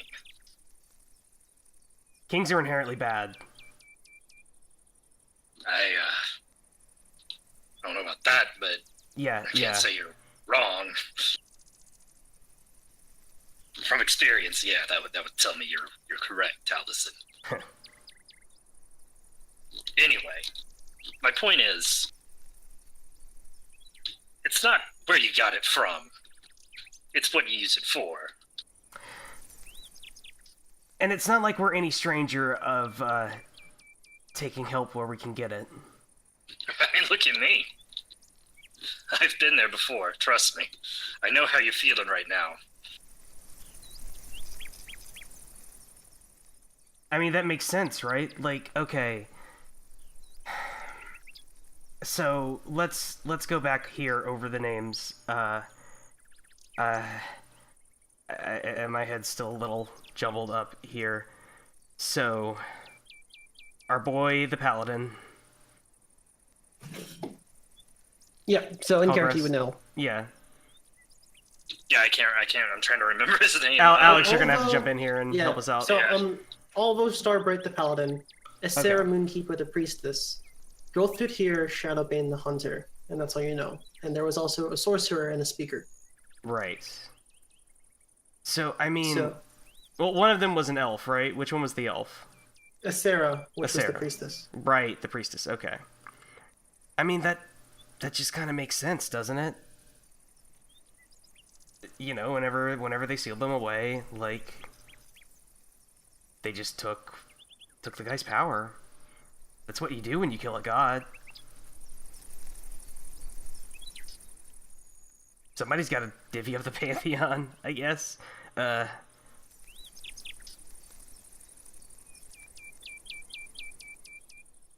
What Taliesin is saying is you shouldn't really worry where you got the power from. Just worry about how you're using it. I mean, we're getting into really heady metaphysics here, but technically Shigara's power, if that...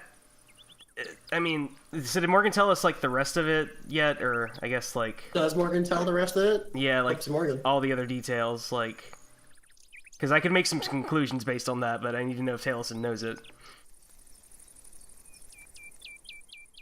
Morgan, what else do you say about what happened?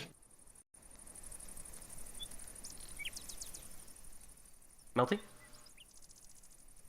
Uh-oh. Oh, I'm sorry. Oh, there you go. Push to talk. There... So anyway, you were saying? Yeah, she would tell you about the vision that she had. I saw the moon and it was so close that I was able to touch it. But it turned red and there was red lightning everywhere. And the whole thing about him being, like, the great old one and, like, the old god, the oldest god. All that stuff, too. Yeah, all the stuff that Uriel told her. So, like, where does like energy come from, Alex? I know that's like a really what's the source of energy? Yeah, you can totally sprout more if you'd like. I'm just not familiar with our cosmology. Iron Seems itself, energy is difficult to kind of put because there's already so many theories that you have studied all the way back in your time at the university, but Mm-hmm. there are about 3 or 4 main sources of mana, which is the life force of the world. Right, that's our core energy unit here. Yes. Mana could come from, 1, the sea, which is how the Ornsians came to power. They harnessed starlight from the sea.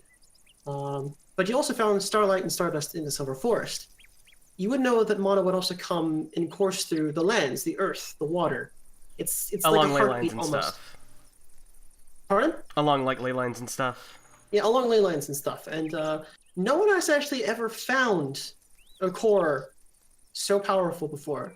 You just kind of harness it and it seems to have grown in the wild like mushrooms.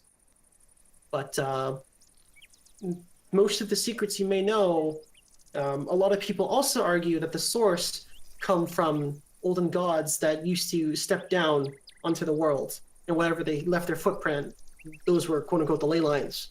And the first place that they had set down was in Lake Elwyn, where the Oakenheart Right. reside. First race.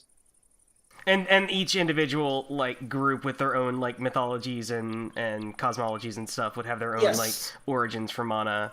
These are just the Exactly, general and- like these are what like maybe the scientific minds might hold, like these kind of, or the philosophic, I guess. Yes, at this level it's of more about like sophistication. so many stories have been told about this that it's kind of accepted at this point. It's like, difficult Baldric to would have tell, grown- yeah. Yeah, it's difficult to tell. It's like trying to find the origins of the origin story of Moses, for example. Just there's so many accounts. Right. So what would Baldric have heard then? Yeah, exactly. Baldric, you would have grown up on stories about how the gods of the sea one day were so powerful that they had to share their gifts with Ayn, with the world, and they would grow these large spherical stardust concentrations of diamonds in the sea that would be hunted and gathered and brought back to the land and refined and used as magic, as electricity almost, as energy. No one knows where it comes from. It's just no one questioned it.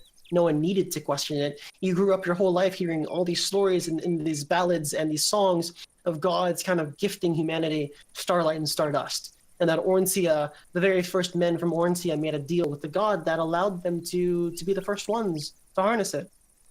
But again, you just kind of grew up thinking that they were all children's tales and folk songs. Like, there's probably, I guess, some schools of thought that, oh, these must just be natural processes, but, I mean, there's not Yeah, enough information, really, to even... There's just hypotheses at this point. Pretty much hypotheses. Nothing but hypotheses. Probably some that's pretty reasonable, but don't hold up in certain situations, and yada yada. No good unified theory. No, there isn't. Well, okay, so gods can be a source of mana. If that's true, I mean, crack them open like an egg, and the inside's not really any different than what you'd find in that spring up there. It's just raw stuff.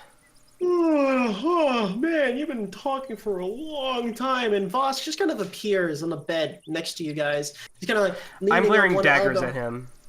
And he says, good morning, everyone. You all had a nice night? I'm Huh? ignoring him as I continue to Huh? furiously write. Huh? What you writing there, Baldric? Love letter? Wow. He seems... Unfortunately, not to you. Oh, everyone's so tense right now. Love it! So it Actually, seems... I'm feeling pretty good. Yes, of course you I are. gotta say. So, Morgan, interesting,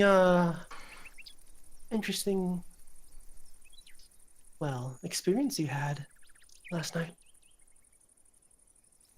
She's gonna move she's gonna grab her left arm and kind of hide it away from Voss as she looks at him.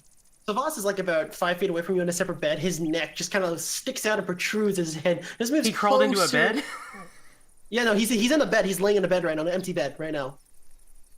He just spawns there, and his head just kind of reaches out, elongates itself as his face is about 3 inches from your face, Morgan. And he blinks, but again, how his face appears is that every time where his eyes are, you can just see straight through it. It's very unsettling. Kind of blinks and smiles. So, learn anything interesting about your powers? Do we really need to do this tonight? Yes, I did. It's morning. Yes, it's I morning. don't give a fuck, actually. And Voss just looks. You seem very wound up right now, Taliesin. Man. Do you think? That's too bad. Here I was about to tell you a very interesting story, but if you don't want me to, and his head kind of retracts back to his morning, I think I'm gonna go for a nap. And he kind Boss, of. I'm not gonna play any fucking games. I'm really not in the mood. It's in your best interest to help us. You know, for once I actually agree with you. It is in my best interest to help you all. It's never not. Well, he kind of strokes his chin. Well, kind of trails on. Well, Don't Khalgrast. bullshit me. You wouldn't have done that if I wasn't, Worth it. I Wait, give him a what? wink. And Khalgrast, you hear Taliesin done it. And Voss turns over and smiles like, remember last night when you asked if I had anything to do with Taliesin? I already know that you did, but what did you do? And Hey. he kind of like swings his head back over Taliesin, very much in the way that Morgan links right there. Right, well, I just kind of look over to him and say, so Voss, what was her name? Huh? Oh, I don't know who Death's girlfriend was. I just had one of those. I actually was trying to save it for Khalgrast. Unfortunately for all of you, only had one of those things. It took me nearly a century to find it. I don't plan on dying, Voss. Well, I hope you don't. Because I'm going to tell you all a secret. And this is a great secret. And this should shed a whole lot of light. Khalgrast, remember a long time ago I told you a demon sealed me away? Yeah. That's actually what your whole reason for hating demons, if I remember right. Yes. That demon's name was Shagara. Hey, Taliesin.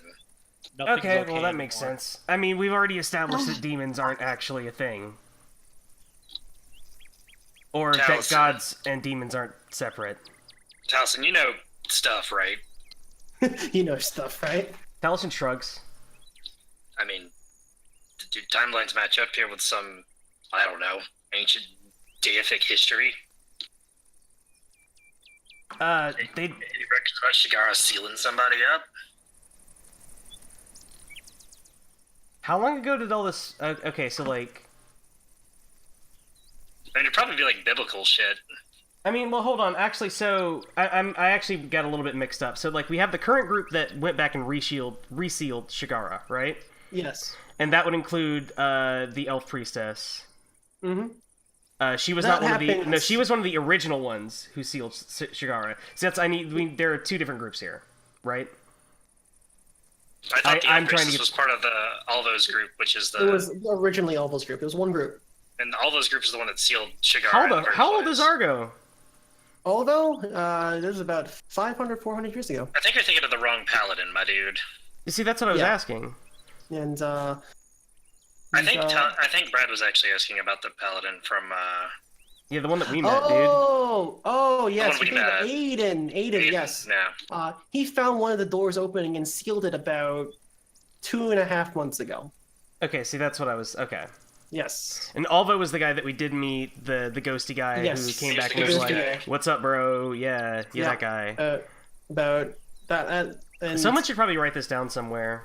Yeah, so I'll do a recap. I'll do a little I bit. kind of knew. And Voss. I had everything you said names. I don't have everything straight, sorry. And Voss kind of speaks up. Well, since you all seem to have lived this long, I can tell you some things. That's so boring. It's been so much fun to see you all scramble around. Well, I guess you deserve that much. So, here's it is. So, about 600 years ago, there was a god. It was the greatest god of them all, Shagara. But depending on who you ask, he could be a benevolent god or a malevolent god. That's how it is. It's a very interesting king analogy you had there earlier, Khalgrast, and he kind of like, his body kind of sits upright and he kind of sits right next to you, kind of crossing his legs over, but there's no chair underneath him, but it looks like there's a chair underneath him. He kind of looks at you and says, well, it's very much like that. He was a king over the whole realm. And then, well, say... one day, a group of heroes, or villains, you might say, decided that he didn't run the world so well. And I'm inclined to agree. I didn't like him too much. In fact, I tried to challenge him for his seat. And that's where you found me. 600 years in that blasted gauntlet.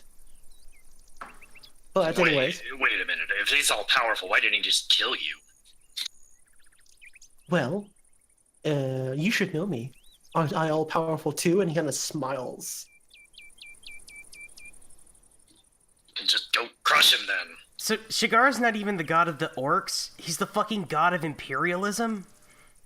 Oh my god. I mean, I guess you could say that.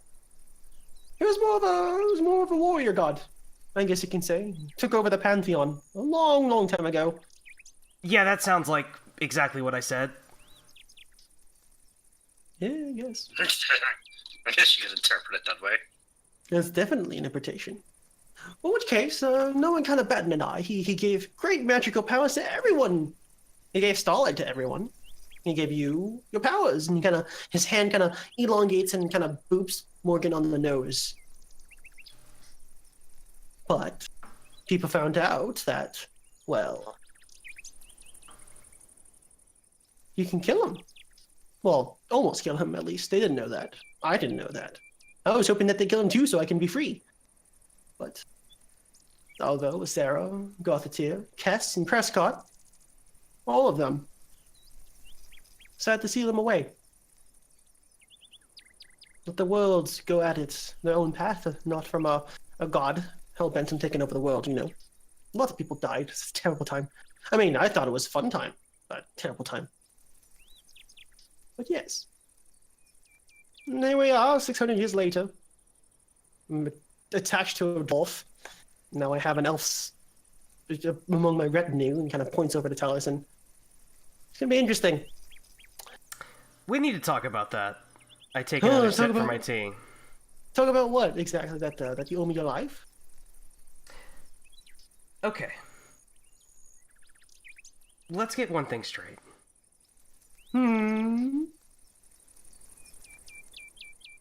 I appreciate the thing that you did. Not just in gratitude here. I understand the gravity of what you've done. Well, yeah. Oops. I know you didn't have to do that. But I also know that you wouldn't have done it if you didn't think it was worth it. And you do not own me. And if you have anything to say to me, you can come out here and say it. My head is my own. This can be a good partnership. This could be easy for both of us. Or this could be really hard.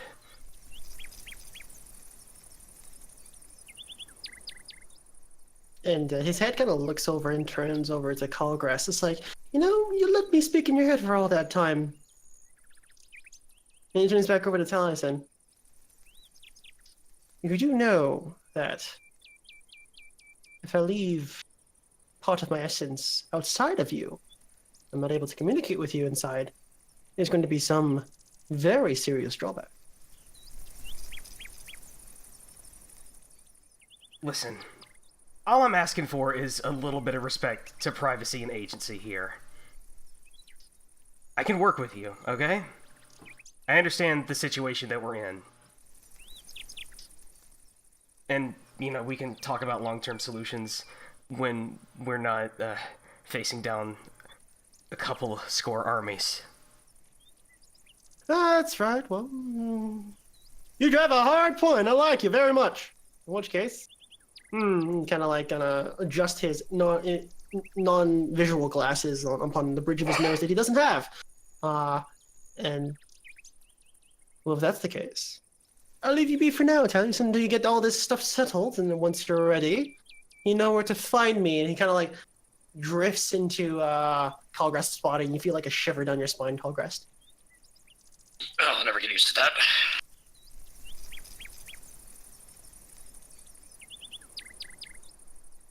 With that, there's another silence in the room. Take another Baldric, I sip of assume my you just tea. Finish it off, I guess. yeah, writing the letter this entire time. Yeah, I'm casually writing the letter. By writing the letter, I mean I'll write furiously, and then I'll get angry, ball up the parchment, throw it to the side, and write something different. There's been about 13 balled up parchments kind of thrown to the side at this Parchment point. is very expensive. I am surprised you said yes, Taliesin. I can't say no. That you don't get it. I wasn't really given a choice here. Yeah, that's how he works. Although, I guess I can't say the same. Well, I got a couple of ideas. And I don't even really want to hurt... And you hear a knock at the door. And the door Who's there? opens. And you see Captain Villa with a letter in hand. It's a good thing I was the only one that read this. You guys have a moment. I nod. I Oh, stand up yeah. and I greet her and nod. And She gives you a salute and says, yes, we were short on time. She closes the door and she opens up the letter. Your dwarf friends, yes? yes. They sent me this. And gives you a letter. And on the letter you see the Dwarven Imperial mark. Insignia on the wax that has been opened. I've been the only one that's read this. Yep. I Let's take see it and what's read in it. To Captain Villa Sorrowwind, sorry. It appears that among your ranks you have a particular person of interest for the Dwarven Imperial State. We are willing to parley. You have asked for assistance from us for a long time. We are willing to send forces and mobilize our troops to aid you in your time of need, under the guise that you give him to us. We promise you no casualties. All we wish is to bring him back home so he may face trial. That is all. And Khalgrast, you see it signed by the head chancellor of the Iron Mountains himself. Can clerics just like Tell you- communicate over distance? Is that a thing? Yeah, can they?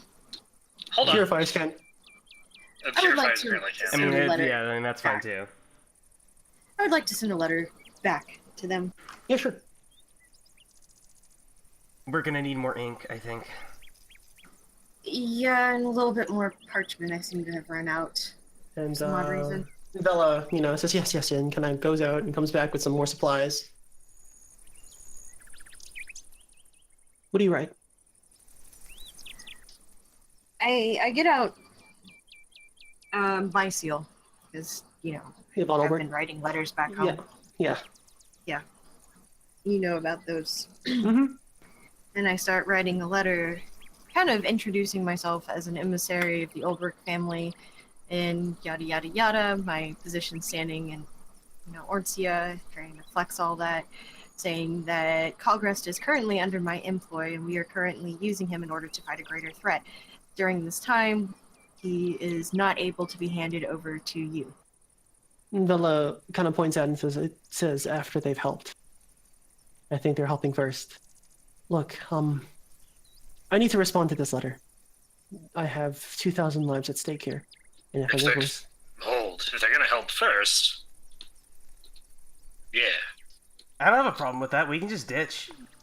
Let's get off your back I- if you can't keep hold of us, and you can't. I don't want to ruin any race relations going on right now. Bella kind of scratches her head. Look, I don't know what you did with the dwarves, and truth be told, I don't know anything about the politics. You know more than I do. But as captain of this regiment, I am going to accept this offer. They Yeah, have no, 20,000 dwarves. Well, we're telling you we're fine with that. Yeah, it's not really We- insulting me. Yeah, I'd be stupid I'm- not to take it. listen, I'm telling you Like what? You think they're gonna? If you say no, they're gonna send help in? Come on. They're gonna come after me anyway, whether you say yes or no. yeah, they're just not gonna help you out. I mean, so, like, that's fine. I'm just telling you, as a friend here, like, and I think you can maybe just roll with me on this. Hey, we're already putting ourselves out for you. We're gonna ditch once this is done. We have elsewhere to go. And you saw how quick we got here. It's not like you could hold us here if you wanted to. I will also tell you this: that currently Khalgrast is under the I think employ of- they get it, Baldric. Baldric, don't tie Aberrancy in this. Trust me, it's not really. Oh good no, to that's too fucking late, my piss dude. those guys off. Well, That's already happened. Well, I'll give them a response, and Baldric responds as well. And she kind of takes out her hand and takes the letter that you wrote. I hope after all of this, you'll find somewhere safe to be. Right back at you. Hey, Harry, what do you think of all this? Well, Harry, who's been just actually reading a book, kind of looks over his down. glasses. Listen, after all this is done, you guys owe me about 4,000 coin. And he kind of lifts the book back up and continues to read it. Just get him to the dwarves. He kind of pulls down. Look, I already had a dance with death, and it was great. Not really, but it was great. But, let's just say that after we're done all of this, I'm gonna have a real long talk with my coin in an ale somewhere in Orncia. Baldric, I think you're going to be picking up this guy's bar tab for life. Oh, yes, you are. And he kind of pulls up the book again and continues to read. It's not like you're using your room. You there, Baldric? Yep. I mean, just nothing to really say to that. Mm-hmm. Okay, so, what now, everyone?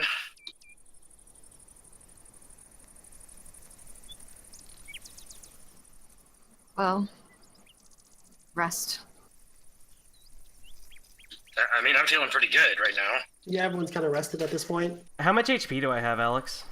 Well, you recover half your max, I think. Okay. But because you had like the tea and all the rest, and I'll just say everyone's at full health and everyone's able to prepare spells and all that stuff. And we're about to end the session soon, and we're going to end the session with, I believe, the teleport that you want. Hold on, before we do that.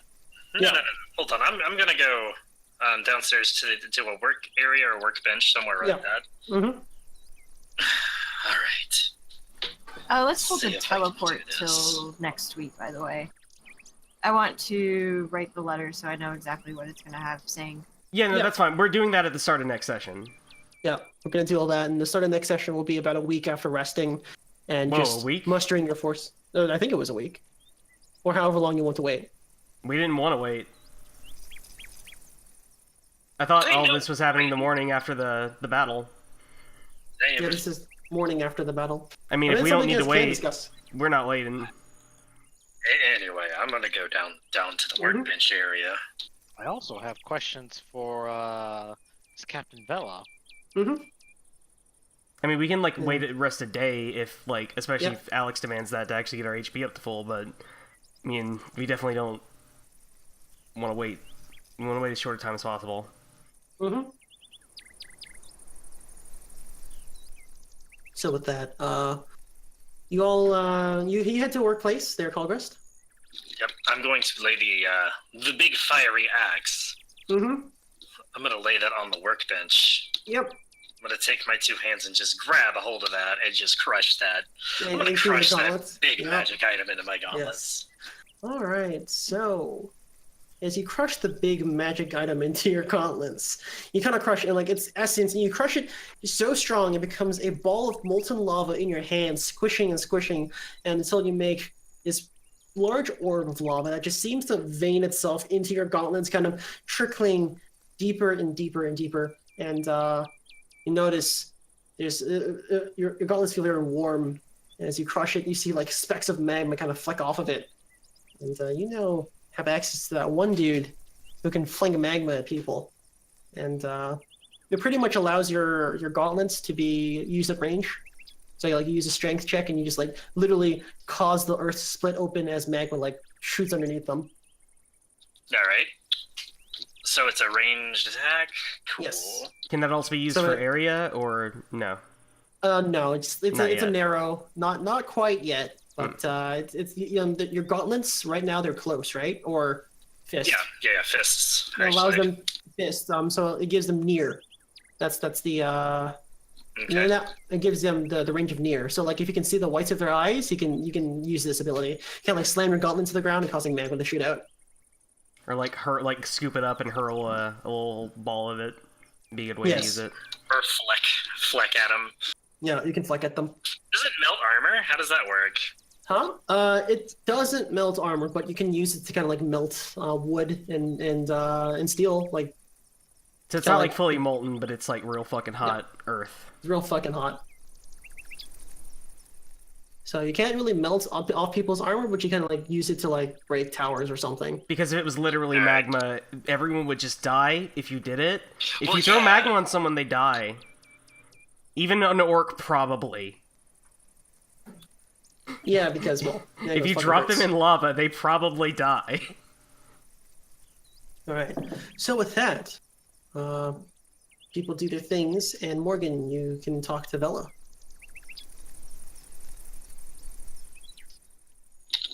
Course to talk. So, she's going to kind of hurriedly and kind of panicked as she sort of tracks her down. Do you find Vela? She's kind of in an office right now, doing a lot of paperwork, looking over some materials. I need answers. Yes, I assume you do. What is it that you need to know? Is it true? What's true? She brings up her left arm again. Where this source is. Truthfully, I don't know personally. If anyone knows, it's Thanu, the Elder. A long time ago, there used to be 6 of us that worked together. Or, sorry, 5 of us that worked together. You'd be the 6th. Oh my god, they're literally the Power Rangers. My god. But it used to be the 5 of us that worked You're the together. Green Ranger! No, he's the. Yes, the Green Ranger. It's green and then Yes. white later, yeah. Doo doo doo doo doo. God damn it, I inadvertently made the Power Rangers! Fuck! And you did it again, Alex. Whoops, I accidentally. You Power literally Ranger. use Kung Fu and, like, Teen Spirit to summon your weapons, so, like, I'm fucking sorry, but you're literally a Power Ranger. God. You Anyways. even grew to Megazord size, excuse me? Well, there goes my version. Shit. No? I love it. No, Okay. please, more Power Ranger shit. So, The more they- ridiculous things we do in this game that's made not to be ridiculous, the better, because that magnifies it. Yeah. But in which case, it seems that you've had the dreams of the moon. I I- saw him. I heard him. That's what- Avatar. That's what Enduin said a long time ago. Fuck, you are the Avatar. You did that on purpose. That was good, That's Alex. what- I like that. You literally said she was the Avatar. We do have a Earlier. score to settle. What's a Enduin. paladin? Oh my god. What's a paladin? I hate you guys. Okay, Enduin, he started having dreams about Shigara, or we didn't know who he was at that time. He questioned the teachings, went against Vithanu. He killed Errol, the 5th Moonweaver. That left me, Uriel, Haldis. Haldis and Uriel joined him. Why did he do it? I don't know. I think, truthfully, I've been keeping it at bay. She kind of like takes a small vial of something from her bag and shows it to you. This makes me so that I don't dream of anything. I don't think of anything when I sleep. It's helps me keep sane these last several years. Kind of stave off the thoughts. How do you feel? I'm worried. If you've been touched by this too, you might be corrupted. I mean, you look fine. Do you feel like you need to kill me? She kind of smiles and makes a joke. Not kill. But you're That's- not quite giving me answers, so it's making it... You look very punchable right now. Yeah. Guess I deserve that. I'm sorry, it's just been trying for me these past couple of days. Where did you come from? Caravan. Who is your father? Who is your mother? I honestly couldn't tell you. It's strange. How did you grow up then?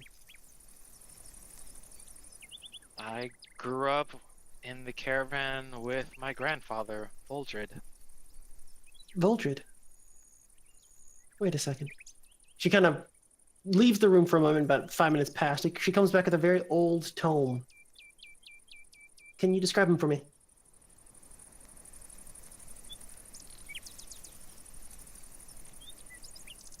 He was a wise man and a heroic man.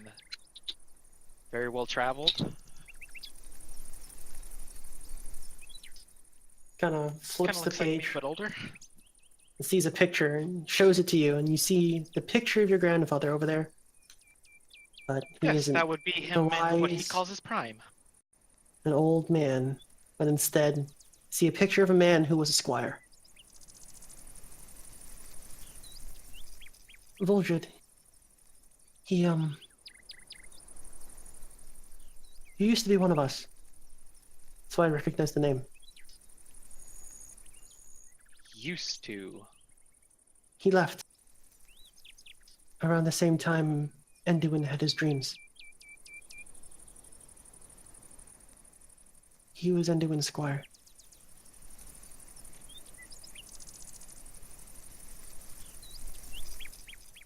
Do you remember anything else about your childhood? My full name is Morgana Erica Atris. Atris. Atris. He kind of pauses for a moment. Flips back through the pages again and opens up a chapter and looks down what looks to be like an infinite, like a very long list of names. Well, it seems that Fatania knew everything after all. Sometimes she still surprises me with how things are set in motion. And with that, she gives you over the book, and you see your name, or you see not your name, but the name Atris, along a very long line of lineage, starting at the very top, about 600 years ago, with the very first priestess.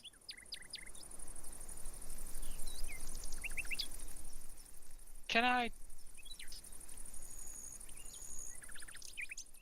Yes? What's up, Morgan? She's going to snatch that book. Mm-hmm. About how big is it actually? It's a pretty thick tome. So some of the histories of the Silver Forest, about the Moonweavers and the Windwalkers. Very rich history. Oh, and she is going to read all of it. All right, I'm going to write some anecdotes that will stick out to you over the week. No problem. All right. With that, Baldric, you send your letter. Khalgrast, you make Forge your my weapon. fists. You forge your fists. Morgan, you read your tome. And Taliesin, what do you do? Hey, do we still have that one guy that we captured? The guy with no hands? What happened to that guy?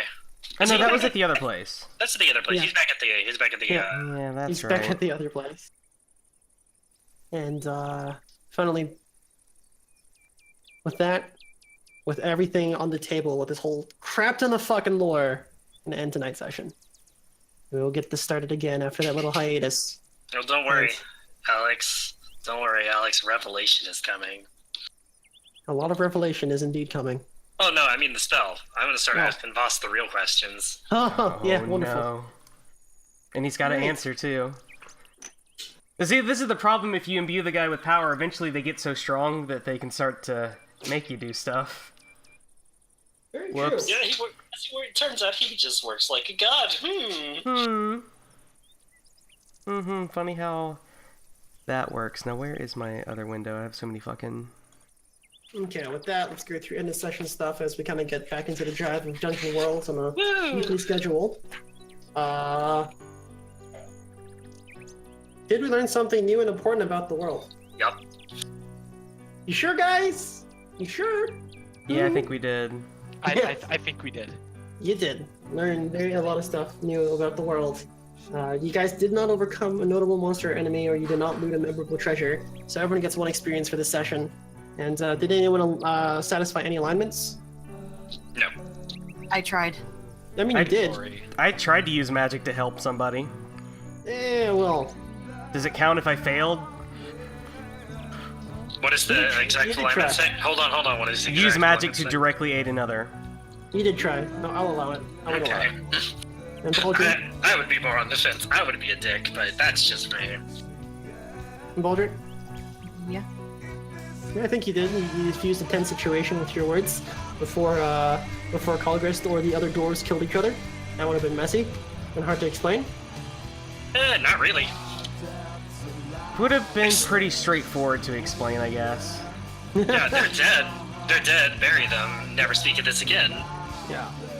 So Baldric gets that experience. So with that, we start the second half of the second arc. I'm excited. Hey, Bonds. Oh wait, do I need to switch up the music then? Are we going for the next arc then?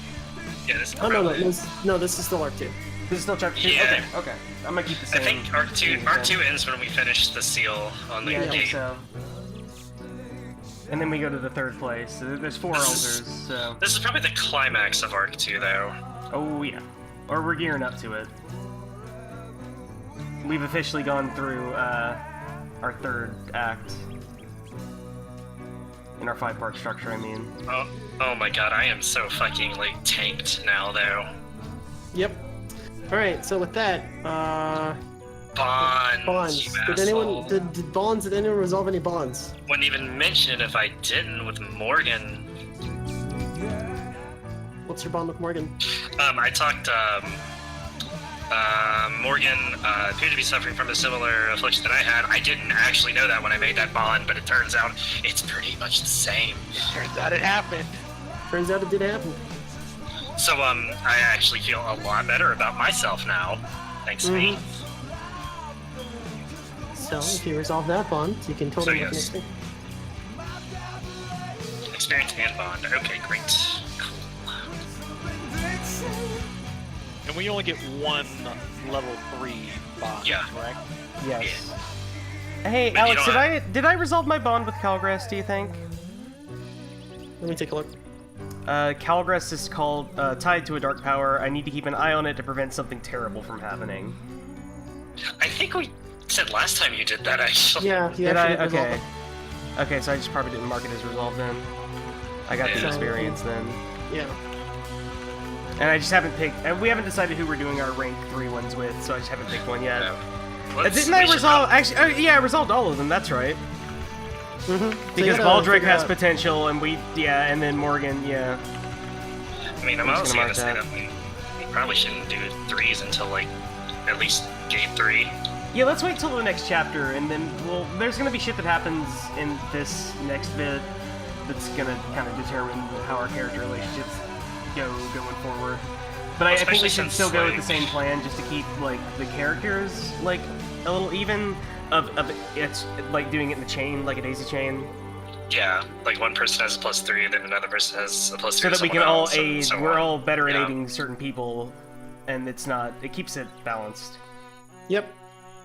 In which case, all right. It's either Well, that not or a we com- like cross people. Not a actually. combat session, but a lot of, nice break from everything as we get back into the mood. Oh no, I'm this is pretty the sure I perfect way remember to last start time things back. The combat session was huge last time, so that There was literally fine. nothing but combat last time. Mm-hmm. It was combat and then a wait and then more combat. Mm-hmm. So Alright. no, this was fine. This was a good balance, and like I said, the right way to start us back. Yup. Okay. But also, I'll see you guys later. Later. Have a good night, guys. Yeah. Good Good night. night. Good night. Good night.